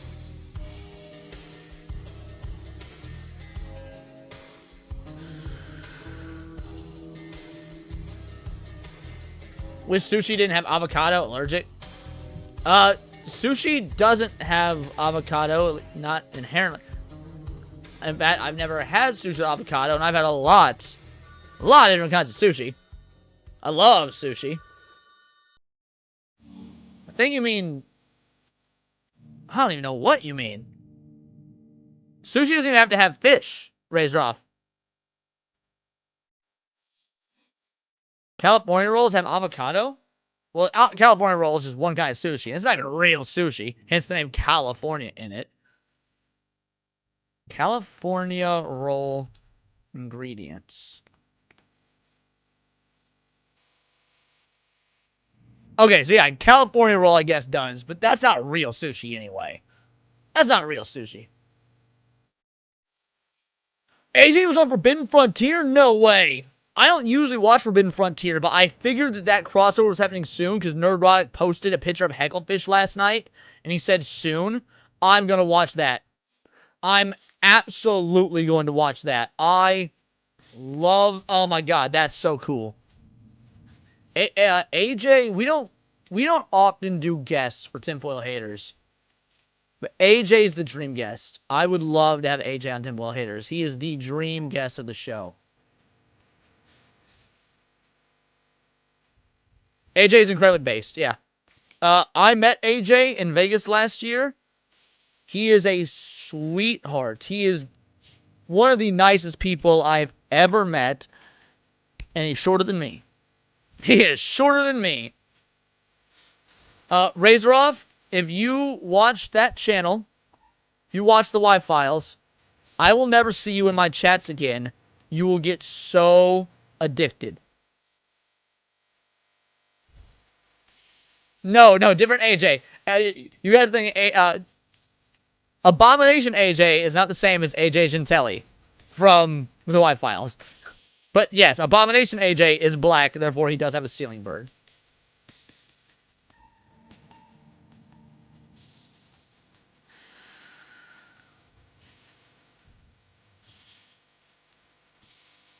Oh no, too late, she gone. I don't know who you're referring to. Don't know who you're referring to.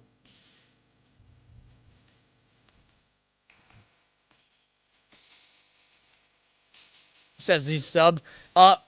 Razor off. After you refer to, or after you watch an episode or two, of The White Files, I want you to let me know what you think. I want you to let me know. In fact, what's a good episode to start with? Let me think about what episode. Let me give you a recommendation as to what episode to start with.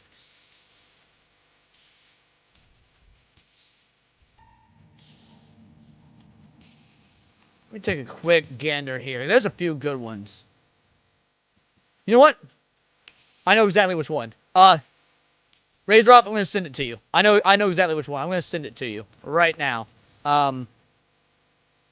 One sec.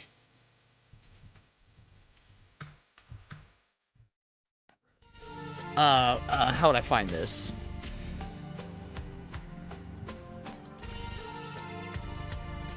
Here we go.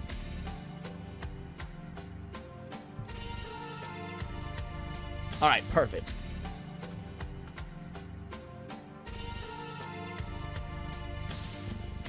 Alright, I need to DMs. Here we go. Bingo, bango, bongo. There it is.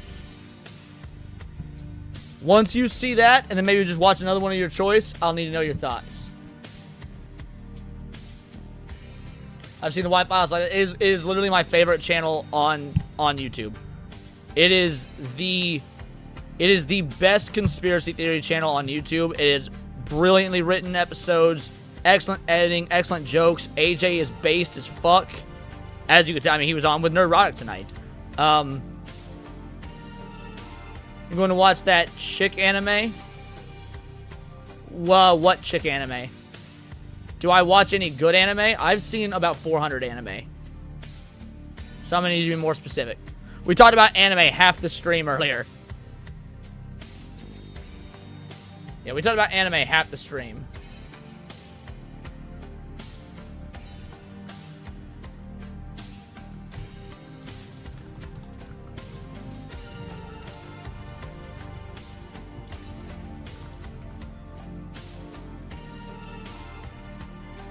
You missed that, okay?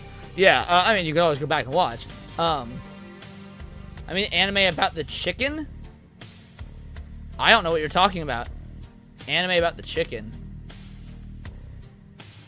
Recommending anime. I mean, I need to know what you're into, because I have a huge variety of anime. I watch a huge variety. Sci-fi, romance, sci-fi, romance, slice of life, action stuff when it's good. Most action anime nowadays actually aren't that good.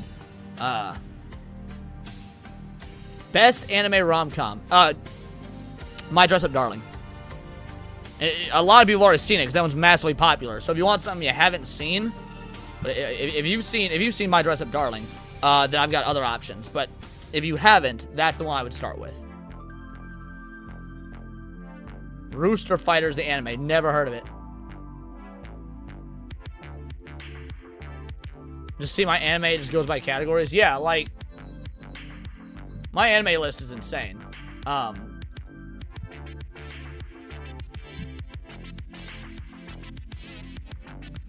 We've got Frieren, Kaya-chan Isn't Scary, Monthly Girls Nozaki-kun, Highlander, Terminator Zero, which was not good, Love After World Domination, Gunbuster, Desert Punk, Lycanus Recoil, Boogie Pop Phantom, Monster Hunt. Like, I've got a massive variety. Touring After the Apocalypse. Highly recommend this one, by the way. Highly recommend. Yeah, the Chainsaw Man movie, whatever. Snack Boss Away. Absolutely hilarious. Snack Boss Away is hilarious.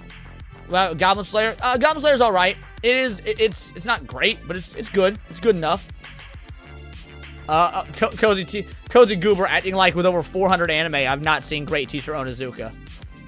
Obviously, I've seen Great Teacher Onizuka. Yeah, High School DxD. If you want a good anime, if you want now, romance-wise, this is what you want to watch right here. Hokkaido Gals are super adorable. If you want a romance, a modern romance anime, this one right here. Hokkaido Gals are super adorable. Incredible show. This is a nice little comedy. Way the House Husband. Nice little quick episodes. If you want some sci-fi, detective noir stuff, No Guns Life is the way to go. Bokurano is probably the most underrated mech anime ever made. Probably the single most underrated mech anime it's ever made.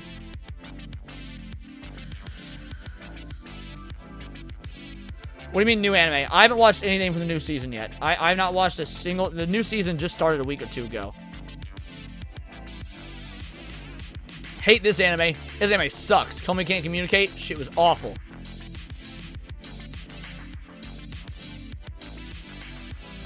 Beastars.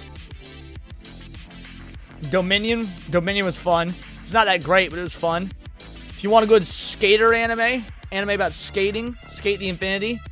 Highly recommend Skate the Infinity. Mom, I don't read shit. I don't read. Reading is gay. And I don't like anime adapted to manhwas. I think manhwas suck, and anime adapted from manhwas suck.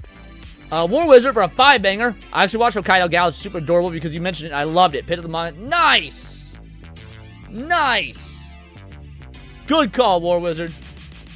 Hypnosis, I take offense to that. Yeah, Hypno's the guy to go to for manga. I'm the guy to go to for anime. Hypno's the guy to go to for manga.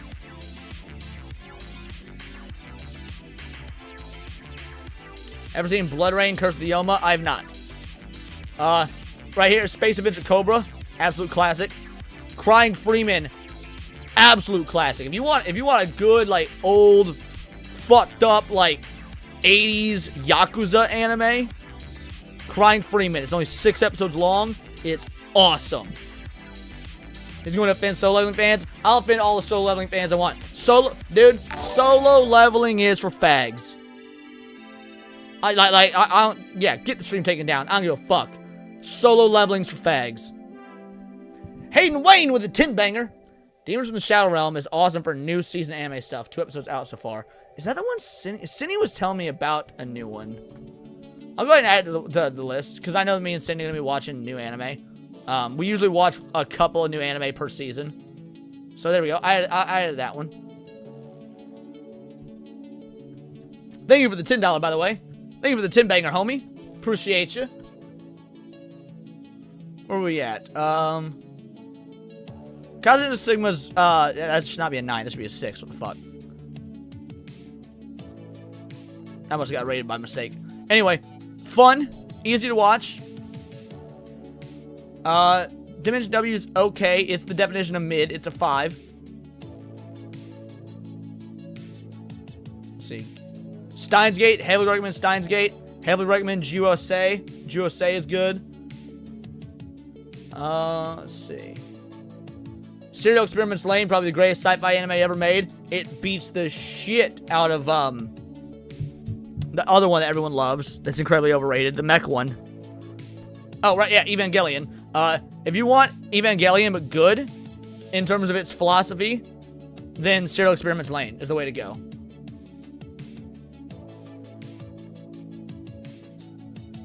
Riding Bean is an excellent 1-episode OVA that gave rise to Gunsmith Cats.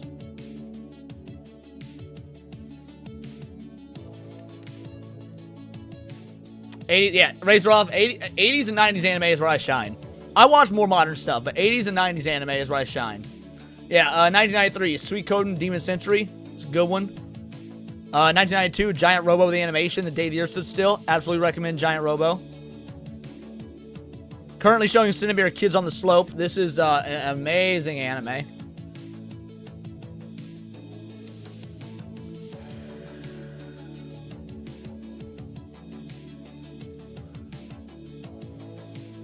I don't really do much action stuff, Melvin Sky. You keep saying Blood Rain, Curse of Yoma.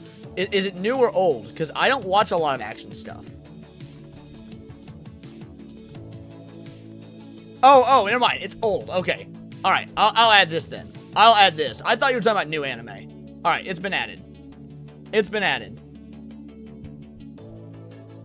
Man. Mononoke. 2000. Mononoke? Y'all want a whack-ass anime. It's incredible. Highly recommend. Not Princess Mononoke. Not that Ghibli shit. Mononoke. You will. I can guarantee you've never seen anything like this before if you've not watched it. Isekai's gay as fuck. I don't watch Isekai. Most Isekais suck. Area 88. So this one's... The TV show is fine. 12 episodes. But there's a 3-episode OVA from the 80s that's even better. Yeah, Enzo's... Dude, Enzo is not an anime guy, and even he watched Mononoke. Yeah, the animation style is insane. Yeah, Area 88 are the 80s OVAs, or the, which there's 3 of them, or the TV show from 2004. Both are good. Here, yeah, here's the 80s one, 1985. 3 episodes, 1985.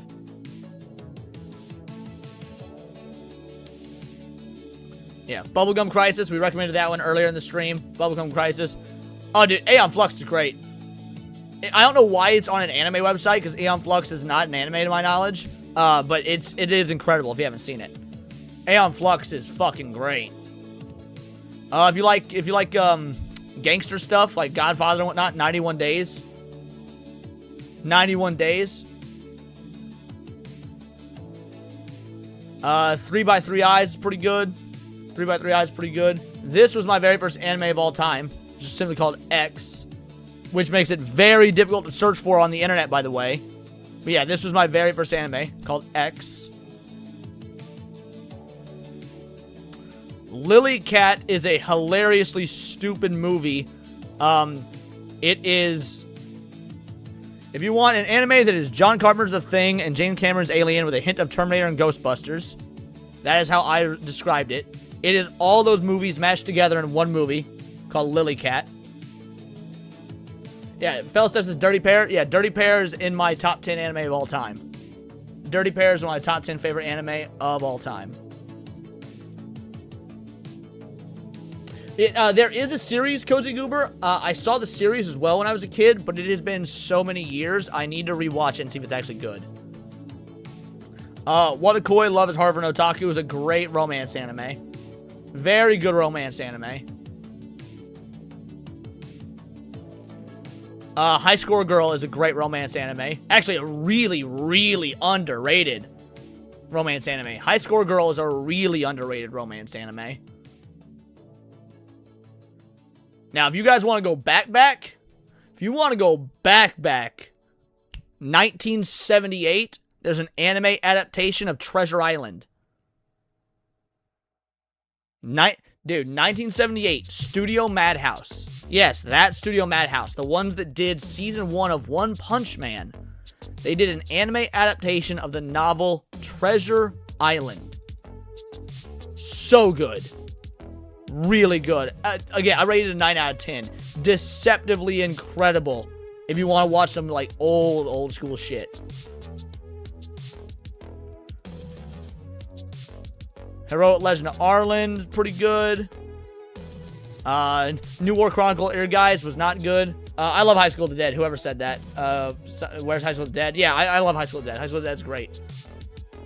If you want some good old-fashioned 90s cyberpunk, you got Cyber City 808. Cyber City 808. But with that being said, crew, there you go. Y'all were asking for anime recommendations. Yeah, Riding Bean and Gunsmith Cats. I love both. I like Gunsmith Cats more, but Riding Bean is good as well. But there, you just got a bunch of anime recommendations at the end of the show. You just got a bunch of anime recommendations at the end of the show that should cover a wide swath of genres. Don't it ever be said that your boy a tourist. There's a reason I go so hard against filthy-ass anime tourists. That's probably the most variety of anime you will see from anybody on this entire goddamn platform. I'm a whiz when it comes to anime. Oh, you got Higurashi When They Cry? Yes. You mean Higurashi when they scream and laugh maniacally for like several seconds too long? Yes. So yeah, y'all want anime recommendations, I'm the boy to go to. You want manga ones, you're gonna have to fucking go to Hypno, not me. With that being said, we outie like 4 circles. Stupinzo is going to be streaming, and apparently if he hits $150 in donos, he's going to eat surstrumming. Gross. So thank you to everybody who was here for the Sunday special stream. Means the world to me. Truly appreciate you. We'll do another one next week if we hit tier 3 on Neon Leon on Friday. So you know what you got to do. Beyond that, videos and streams every day. Countercast tomorrow. I think Siniviere's on vacation, so I'll be doing Countercast solo. And we're definitely going to go over the Leaflit and Celestium Trans stuff, and maybe some more. Maybe some more. But yeah, videos and streams every day. I'll see you on the flip-flop. Thank you to everybody that donated. It means the absolute world to me. You never need to, you do. I couldn't have the greatest job in the world ever if not for you guys. So thank you all so much. Make sure we're going to raid into Enzo. Type Vital Idol Raid. And Stupinzo's got a wild-ass show, guys. Stupinzo has a wild-ass show. So you'll enjoy your time over there. I'm on his show fairly often. I haven't been for a bit because I've been really busy with like editing and doing videos and whatnot. But I'm on fairly often. So, you know, you will see me over there from time to time. And until then, it's all here in the Nerdosphere. And this has been Words of Paradise.